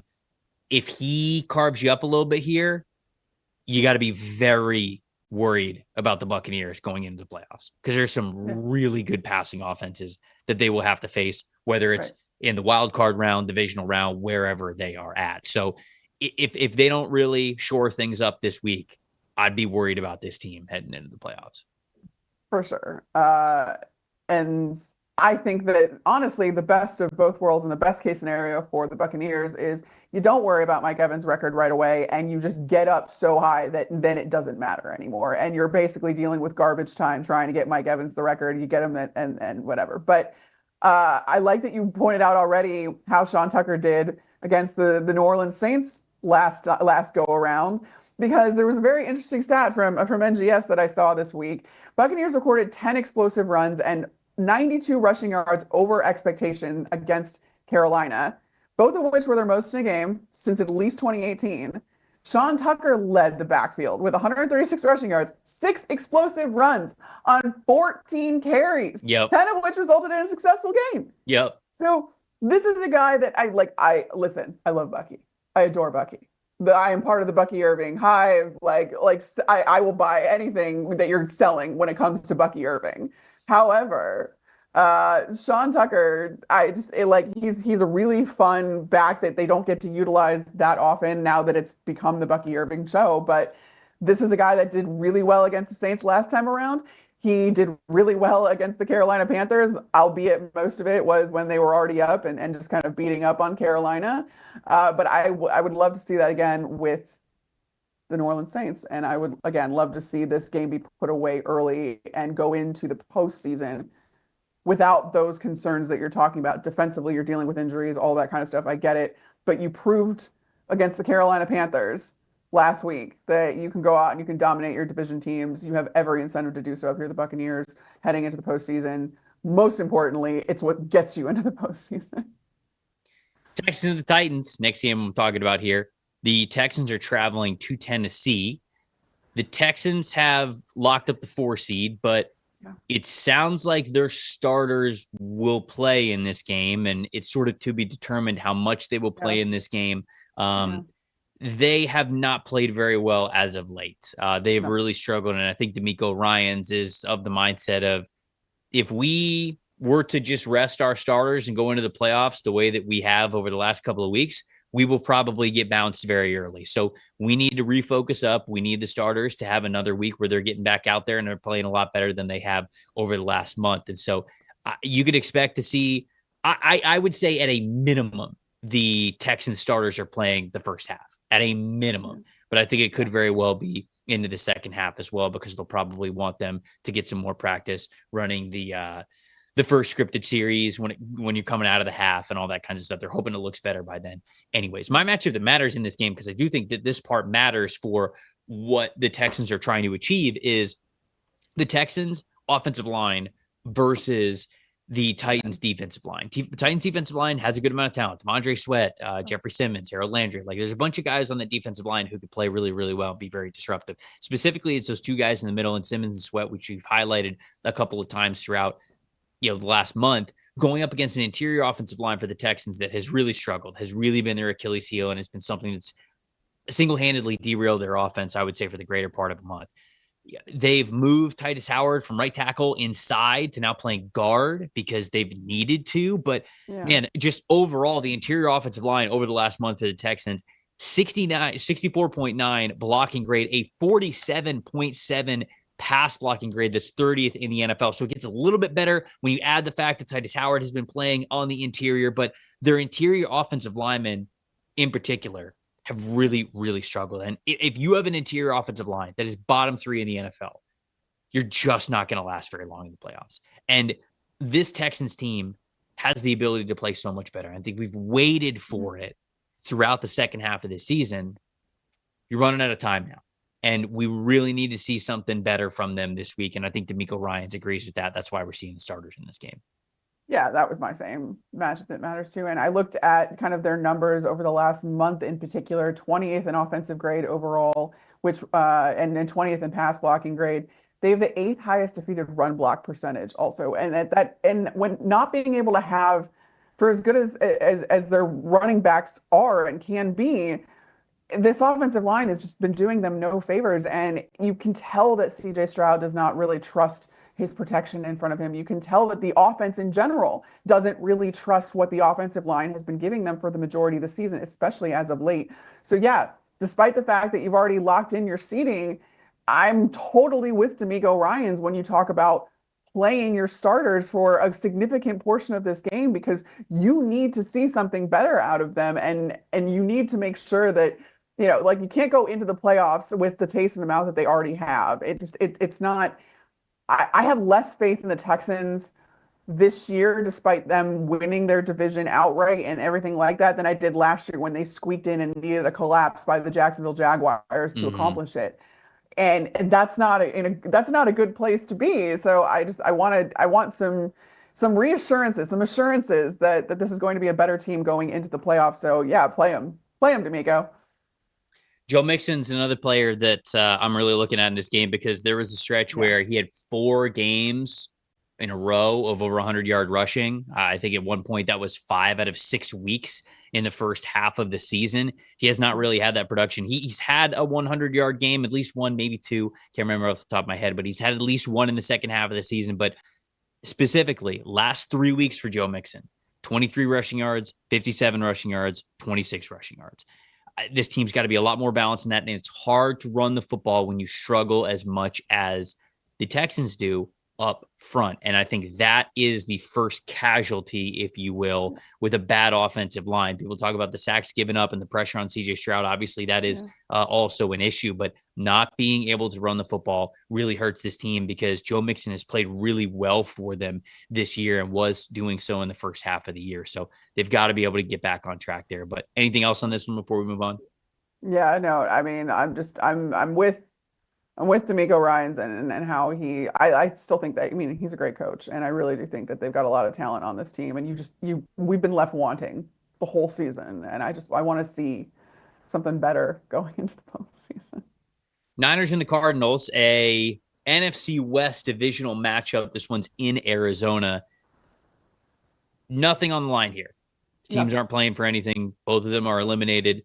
Niners, man, they put up a hell of a fight against the Detroit Lions on Monday Night Football last week. But unfortunately, I think that speaks to more how banged up Detroit's defense is. Well, I was just going to say, in the words of Thanos, I am inevitable. That's what the Lions are. Oh, look at that. They scored 40 again. So I agree. Like, the Lions are very beat up on defense, and the Niners scoring 34 points. I think they're going to take that every single week out of the year. Right. And in that week, it still wasn't enough against Detroit's offense. So they're taking on the Cardinals. Cardinals have had a disappointing season. I don't think there's any way around it. They were 6-4 going into their bye week. They've only won one game since. And so I don't want to quite call it like a collapse. I don't think it's been an absolute collapse, but they have not been able to finish games. And I still think that they're really searching for exactly what their offensive identity is going to be, because there are some Kyler Murray plays that have been fantastic this season. And this hasn't been the worst Kyler Murray year by any means, but the consistency and how complementary it is with the rest of the team, I just don't think is there. I think that Kyler has been visibly frustrated throughout the year for whatever reason, sometimes offensive line, sometimes wide receivers. And I think that he has let that sort of bleed over into his play when he has the ball in his hands. And just that inconsistency, I think, has really hurt the Cardinals' chances. And anytime you're inconsistent in this league, unfortunately, you're going up against good teams. They're going to make you pay for it. So curious as to what your thoughts are for this game. My thoughts are obviously a little bit more big picture with the Cardinals, which I'll expand upon a little bit more. But what do you think about this one? Yeah, that's what I'm looking at. Like you said, the game doesn't matter, and they're both they're not bad enough to be warranting top 5 picks or anything like that. So there's not a whole lot on the line here. And then you look, Brock Purdy's not playing, so like clearly San Francisco's gotten the memo. I'm very interested to see if the Cardinals do in fact play Kyler Murray, how long they play Kyler Murray, how long they play their starters.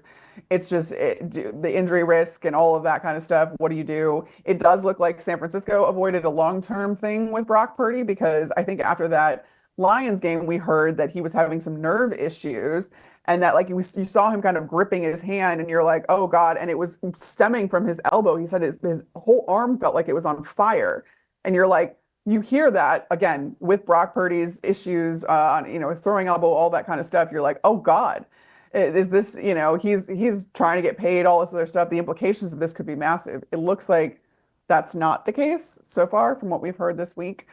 But again, I don't really, where the Niners go from here, I think is the more impending storyline than the Cardinals, because you're right. There's been a lot of inconsistency with the Cardinals this year. It's been a disappointing season.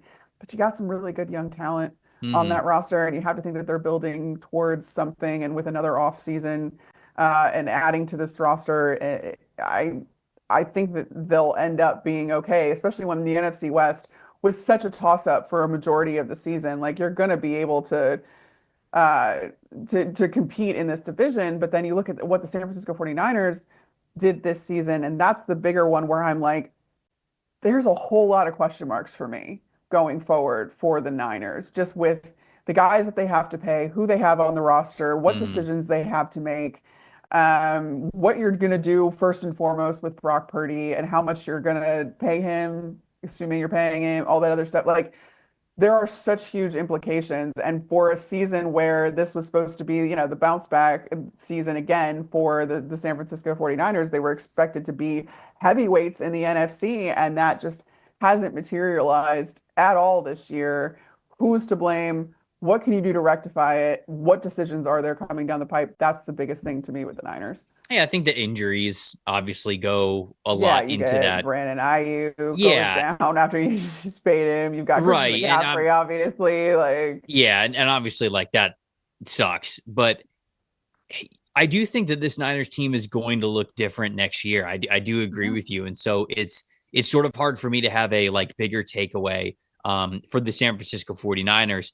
I have more just a takeaway for the Cardinals, and going back to Kyler Murray. Like, I would love to see him end this year on a strong note. Now, last week against the Rams, he had 4 big-time throws and only scored 9 points, and so it doesn't feel like he did, but he had 4 big-time throws in that game. That was the most that he has had since week 2, that unbelievable game against the Rams as well. I actually just put 2 and 2 together that week 2 was actually against the Rams. So hold on. Against the Los Angeles Rams, Kyler Murray this year has had 10 big-time throws and 1 turnover-worthy play in 2 games. That's actually showing nuts. off for Matt Stafford, I guess. Whatever. But he has yet to have a game since the bye week where he has not thrown a turnover-worthy play. So he's had at least 1 in every single game since week 9. I would love for him to just put his best foot forward going into the offseason. I have a lot of faith in what the Arizona Cardinals can be next year. I know it's sort of hard to look at them being 6-4 before their bye and watching them only win 1 game, which was against the Patriots, and think that this season feels like a success. But they were always still 1 year away, in my opinion. And with them sitting at 7-9, I think I predicted them to go 7-10. So, like, to me, like, they're right there and they have the chance to finish 8-9, maybe even a little bit better than this.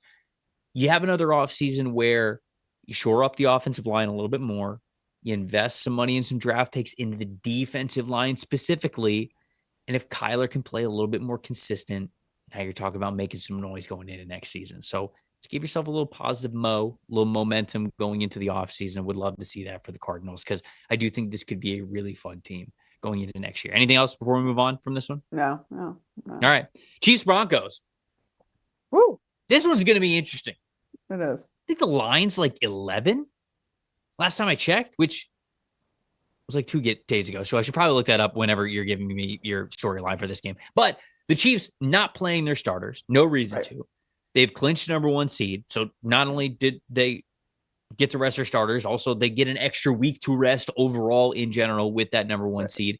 Broncos, there's a ton on the line. They win, they're in. Very simple. If they lose, they could get knocked out if Cincinnati wins, which we will already know the previous day, or Miami. So if there's a situation where, because I believe this game is at the same time as the Miami game. Mm-hmm. If Cincinnati loses, Broncos still have everything to play for. It's not like they can scoreboard watch. It's not like they will already know going into this game. So no matter what, we're going to get the best version of the Denver Broncos here going up against the Chiefs backups. And people might go, okay, that should be an easy win for the Broncos. Andy Reid ain't taking the week off. No. Steve Spagnuolo ain't taking the week off. No. These players that we talk about, these depth players for Cincinnati, for the Kansas City Chiefs, which Brett Veach, people talk about him as one of the best general managers in the NFL because I think that he is building the depth of a team. It always feels like, if somebody goes down for the Chiefs, wow, look at that, another playmaker just sitting on their bench. You can't say that. And then also look at this matchup against the Broncos and think they don't have a chance. I think they do. I think that Vegas is, again, I'll check in a second to see, but I saw the line getting up to 11. I was like, I don't know about that. What do you think about this game? I'll go straight to my plus factor. Carson Wentz, he's got 1 start against Denver in his career. 4 touchdowns, no interceptions, 118.7 rating. Wait, what year was this?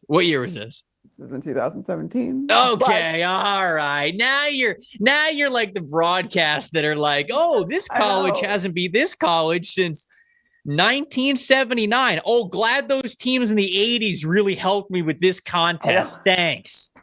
I'm just saying. No, I'm just giving you crap.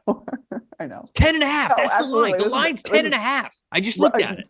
Yeah. So there's that to consider. The plus factor here: Carson Wentz getting his start with the Kansas City Chiefs with the benefit of Andy Reid as his play caller. A fantastic offensive line. I don't know how many starters they're going to sit on the offensive line. We'll see. But it's going to be very, very interesting. And I just think Carson Wentz being a plus factor in week 18 for the Kansas City Chiefs is just hysterical.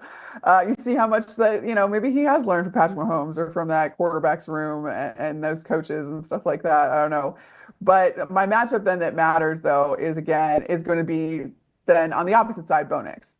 So how do you do against, like you said, Spags isn't taking the week off. You might be starting some backups along the defense, but that being said, I mean, Bo Nix is still a young player. He's still he had 2 touchdown passes, no interceptions, 115.3 rating in their week 10 meeting between these two teams. But he's got some also like added incentives to kind of to do well.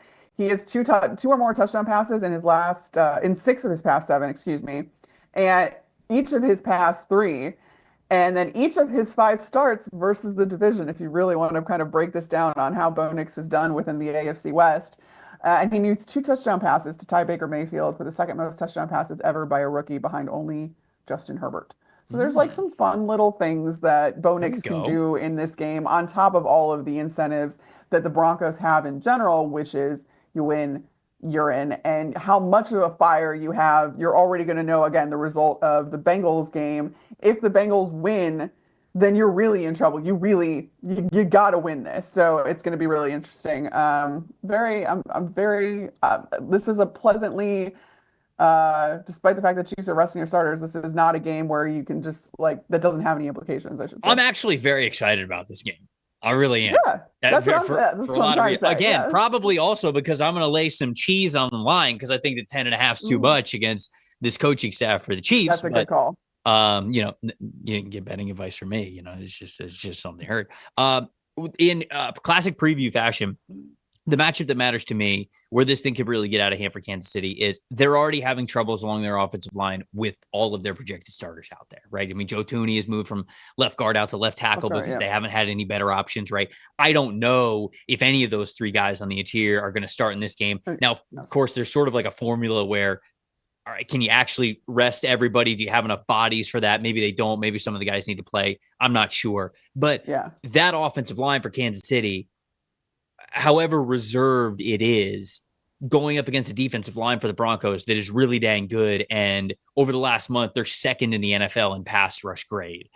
That's going to be a mismatch no matter what. So the Denver defensive line could kind of be game wreckers against what would be a reserved Chiefs offensive line, or shoot, even if it was the Chiefs starting offensive line, we have seen them struggle throughout the season, especially at those offensive tackle spots. So to me, that's a big matchup that matters. It could totally swing things in Denver's favor. And then my plus factor is also Bo Nix, but it's more of his 3.4 big time throw percentage is the second lowest of any quarterback that would be going into the playoffs. So would love to see him open it up a little bit more here against the Chiefs, against their backups in the secondary, and especially at home with everything on the line. Can we get a couple of big time throws in here for Bo Nix? Because I do think that where this team isn't necessarily built on Nix just chucking it down the field all the time, you have to hit him to make runs in the postseason. So for me, for as good as Denver's defense is, as much as I have faith in a lot of those defensive players that they have there, and as much as I think the offense has played better than a lot of people expected, you want to make a run in the AFC, you've got to be able to throw the ball deep down the field with somewhat regularity. So can he do that as a little bit of practice here with some pressure on the line? I'd love to see that from him. So there we go. Anything else? Moving on. Yeah, but we're excited for this. All right, moving on. Seahawks at Rams.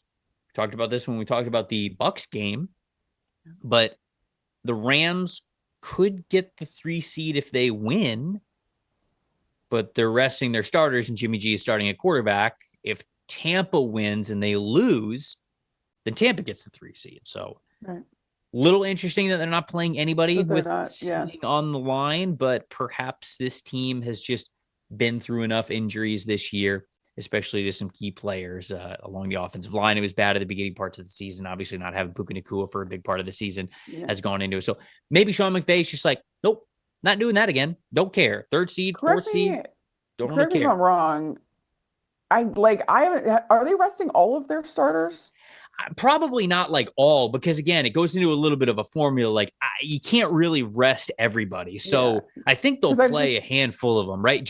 We're about to talk about the Chargers after this. And like the Chargers are playing people because Jim Harbaugh talked about this. He agreed with Bill Belichick when he was like, I don't really like resting players because then you get into a little bit of a weird formula of, oh, okay, let me tell this starter that they're worthy of being rested, but then this starter is not worthy of being rested. And so he's not really like, I thought I saw like definitively that Matt Stafford was going to be rested, so but like, that's all I saw. Like I said, correct me if I'm wrong. All I saw was that they were going to rest Stafford. I did not hear if they're going to also rest Puka and Cooper Kupp and all of those guys too.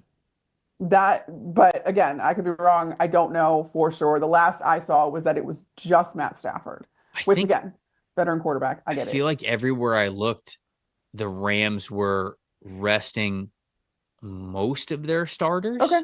All right, cool. Well, either way, Jimmy G is getting the start, so he's my plus factor for this. Because like we talked about though, and this is the confusing part of all of this, this game could potentially mean something for the Rams. So you want to win this game if you're the Los Angeles Rams, because at the very least, the difference of a 3 and a 4 seed, yes, is only one spot or whatever, but like, you potentially then, if you're not the 3 seed, that means that you're likely going against the Vikings or the Lions in the first round of the playoffs, whoever loses this week 18 game, which I would think is the matchup that you would want to stay away from the most. So the fact that they are resting people is just kind of curious to me, but all right, Jimmy G, go out there and win the game for him then. He's my plus factor. I think he has to be. We'll see how this offense operates with him and what he's still got in the tank. But then into my matchup that matters too, you go into the offensive line in particular against a guy who has some individual things on the line, Leonard Williams for the Seattle Seahawks. He needs a sack for his second career 10-sack season. He had 11.5 sacks in 2020 with the Giants. He has a career high 15 tackles for loss this season, including 11 tackles for loss in his past 6.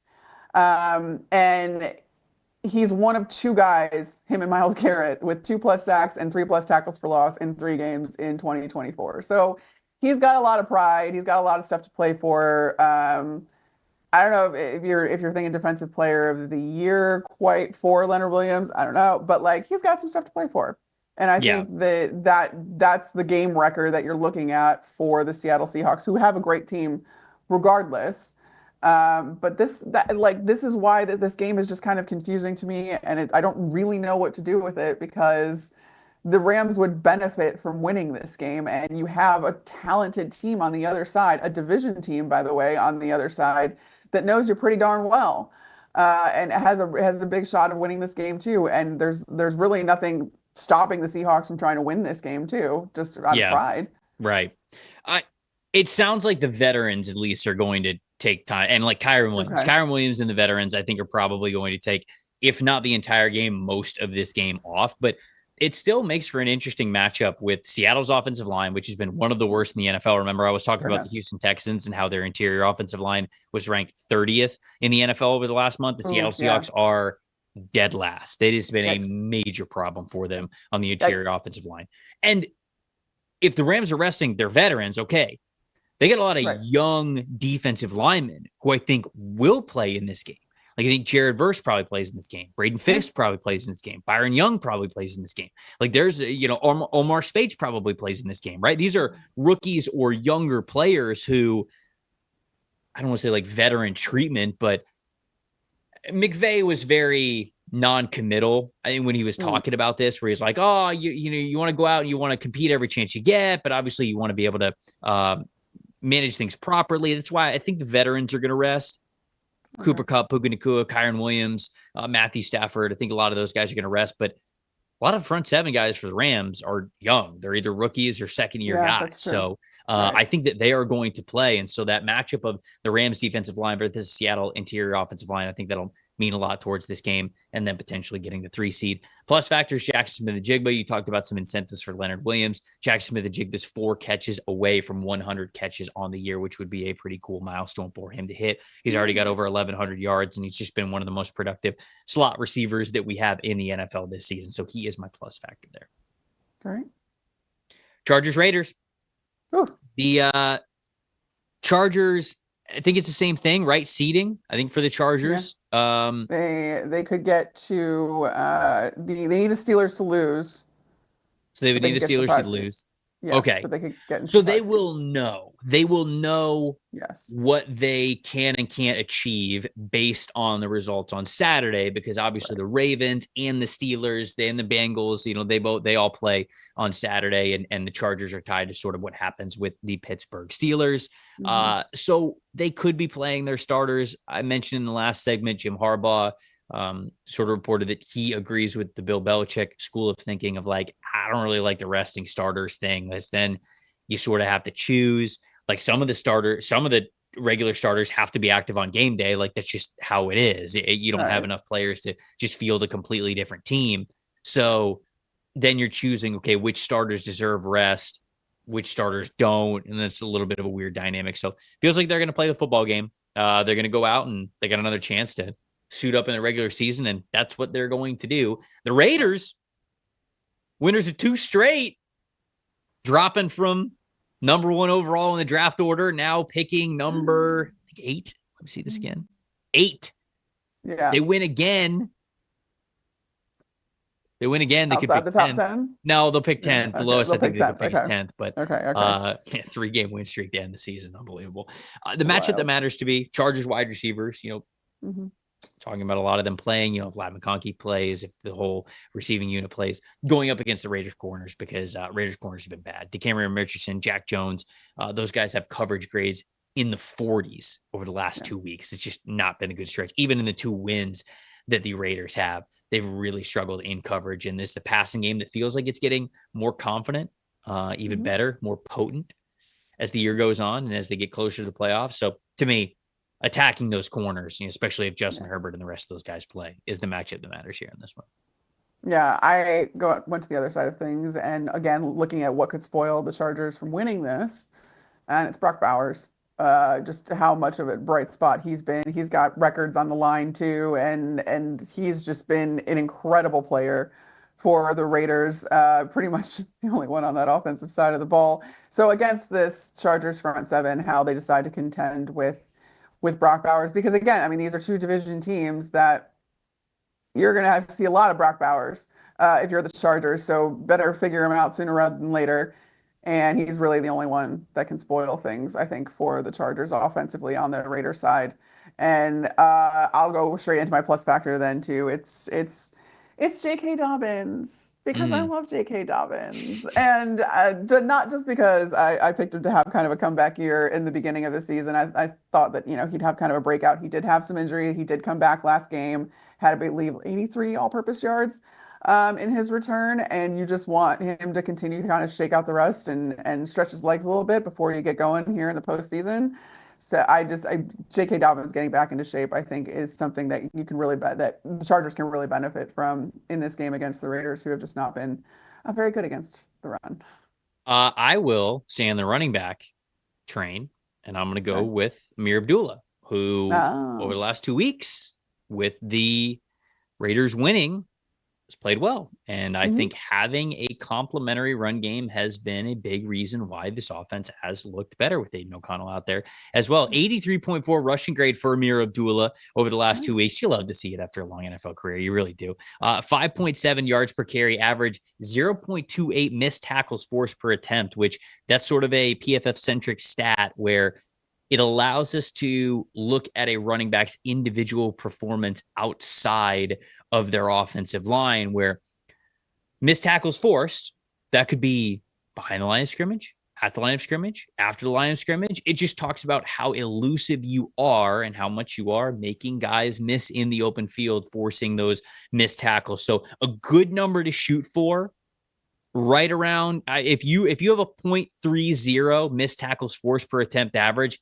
that's pretty dang good. Anything over that's great. Anything over 0.4 is really, really special. But I think somewhere between 0.25, 0.30, that's really what you'd like to see from your starting running back. And they're having an impact independent of the offensive line. So Amir Abdullah, just again for reference, 0.28 in that category over the last 2 weeks. So he's been playing well, even independent of a pretty good offensive line. I think the Raiders have one of the more underrated ones in the NFL. So to me, if they're going to keep this winning train rolling, which Raiders fans might be mad at me for saying, it will come through Amir Abdullah, I think. Anything else in this one?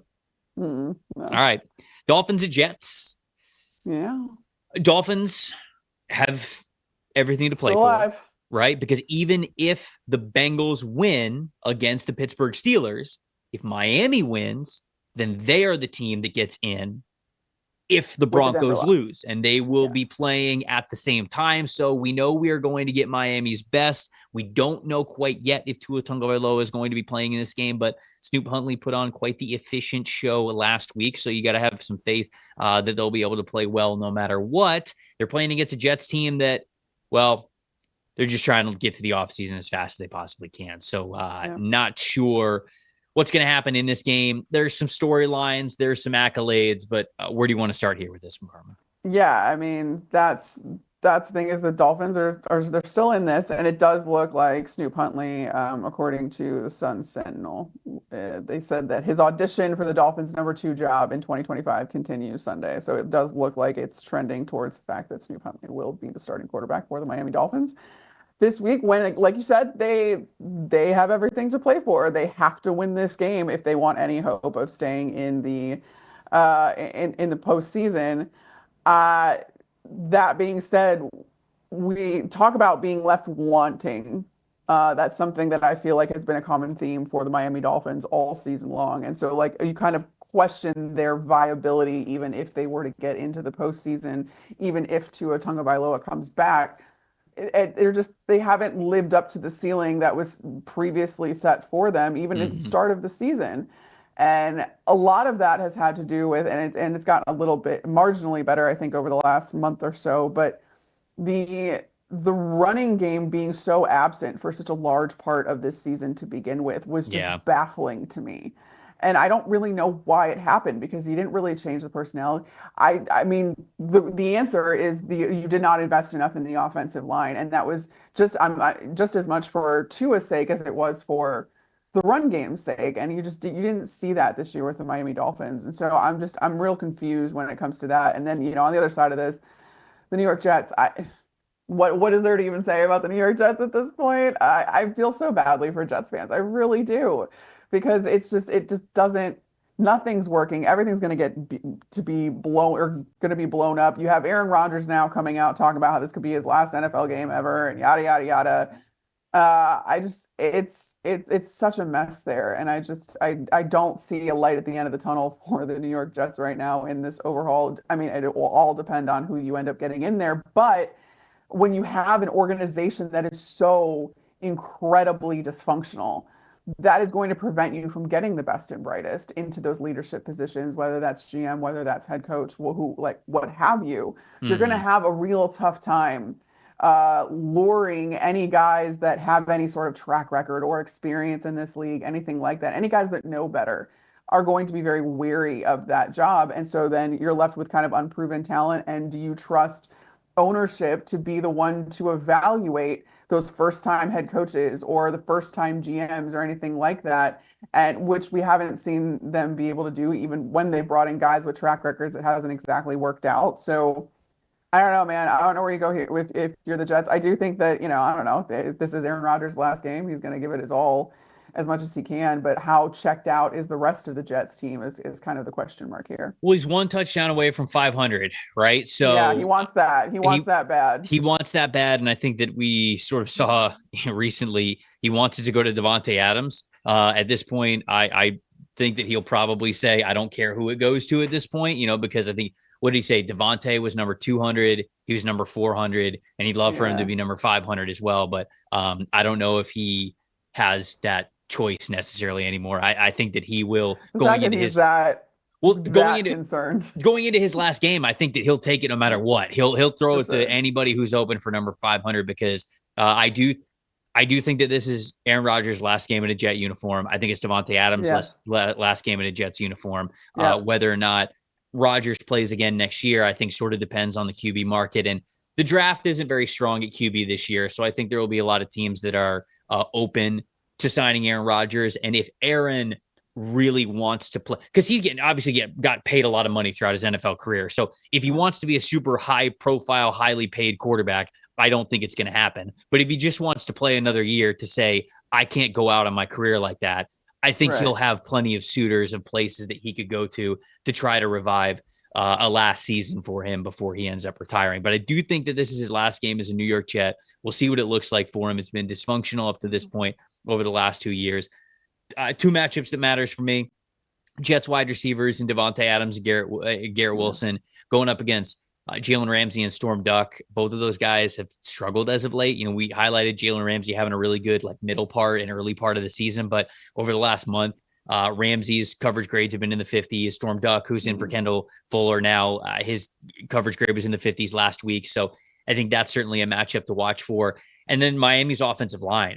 The only offensive linemen over the last month who have graded above a 60 are Kendall Lamb, who was just put on IR, and Teron Armstead, who got hurt again, and Patrick Paul had to come in last game. So outside of that, the offensive line in Miami just has not been good. The Jets' defensive line hasn't been good either, but maybe they'll be able to get the better of Miami's offensive line because they have really struggled.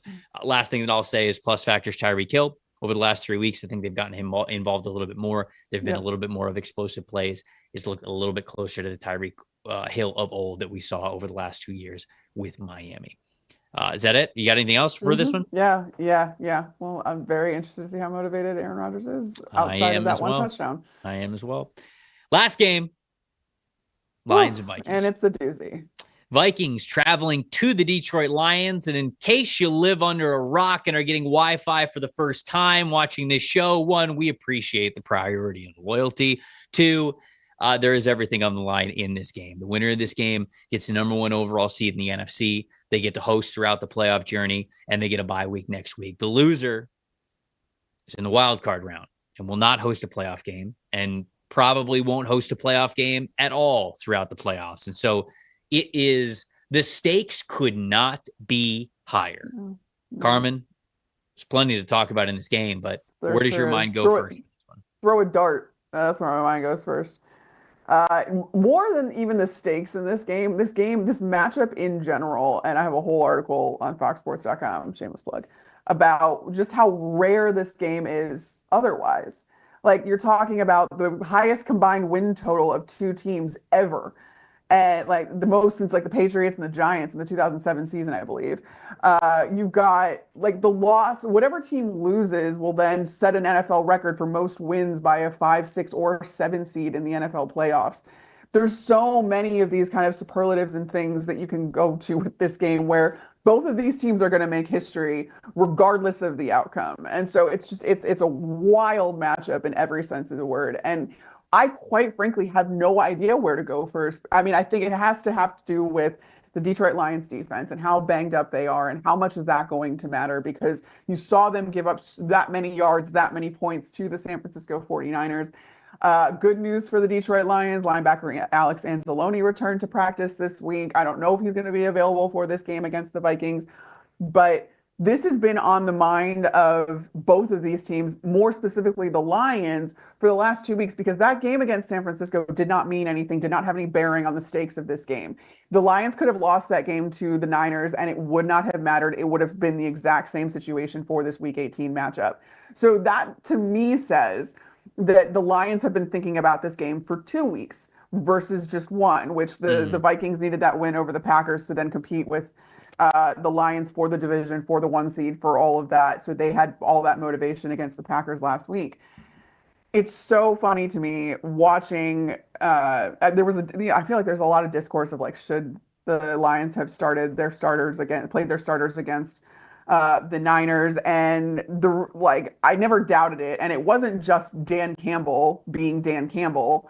It was the intentionality behind the offensive scheme and the play calling by Ben Johnson. And something that he likes to do, and most coordinators do to some extent, is to try and set up future opponents by showing certain looks on the field and making them prepare as much as possible. And that was as evident as ever against the Niners. If you look at that Lions game and just what they were doing with their offensive line in particular, and Penei Sewell, which is only possible with a guy like Penei Sewell. But it's interesting to me because usually the defense in this situation has the upper hand when it comes to the offensive line, because you know who's going to be where at all times, right? Usually.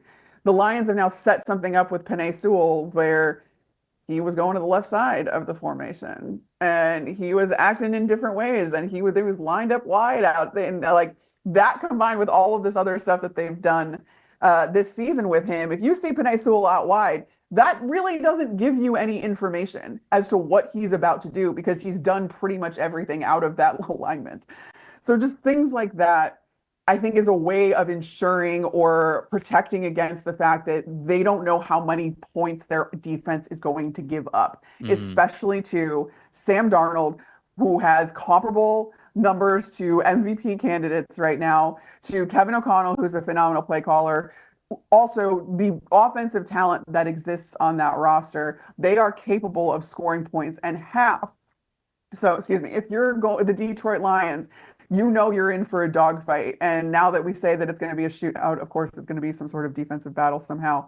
But I do think that the Lions have done everything they can to insulate against their defense through no fault of their own, giving up some points, giving up some yards, doing all that kind of stuff. And they're going in there with the mindset that they're going to score as many points as possible. And that setup has started already and has for the last 2 weeks. I think it's a great call out. I'm with you on the focus being on the Lions' defensive injuries, and specifically a linebacker. Dalton Washington did a really good job talking about this on the review podcast that we did earlier this week. But just to echo some of his points, the linebacker matchup here for the Detroit Lions versus what the Vikings can do to attack linebackers, I think is going to be really important. Jack Campbell is basically the only scheduled starter who's still been out there, and even he has really struggled in coverage. And so they certainly need Alex Anzalone back, but they've struggled on the second level of their defense in coverage,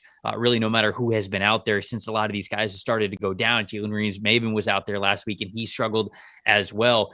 38.9 coverage grade for the Lions linebackers over the last month, 35.6 coverage grade versus play action. And we know that Kevin O'Connell is very willing to do things like pre-snap motion and play action and overloading just to put pressure on certain position groups. And so you know that he has this linebacker level of Detroit in his crosshairs. And I think because of that, the Vikings know they have a little bit of an advantage there, and it's just a matter of execution of whether or not they can really pull something off and really light up the scoreboard in that area of the field. My plus factor here for this one, I'm going to go with John Grenard, the edge rusher for the Minnesota Vikings. And the reason why is because I think that we look at this, the Lions offensive line, which is good. I don't want to say that they are not good and talented, but I think we believe that they are playing better than they really are, just because of the pedigree. The Lions offensive line, 20th in pressures allowed, 27th in total pressures allowed over the last month.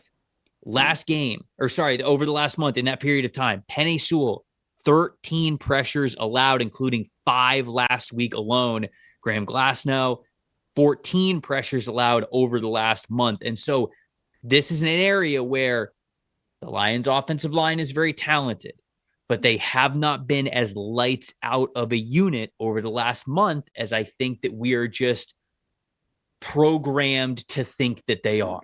And with a defense that is hyper aggressive, the way that Brian Flores is, this could be something that Jared Goff might be under pressure a lot more in this game than one would naturally think, just when we think about the Lions offensive line. So to me, John Grenard, who's had a 15.6 pass rush win percentage over the last month and has been their best pass rusher over the last month, he's going to play a key role to potentially get a lot of pressures against Jared Goff this upcoming Sunday.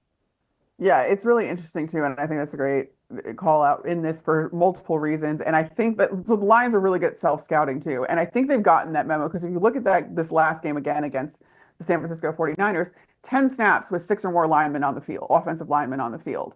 And you're like, Ben Johnson is not afraid to bring in extra guys to help out because of the fact that he can weaponize that creativity. And he does it so often, as I was talking about before.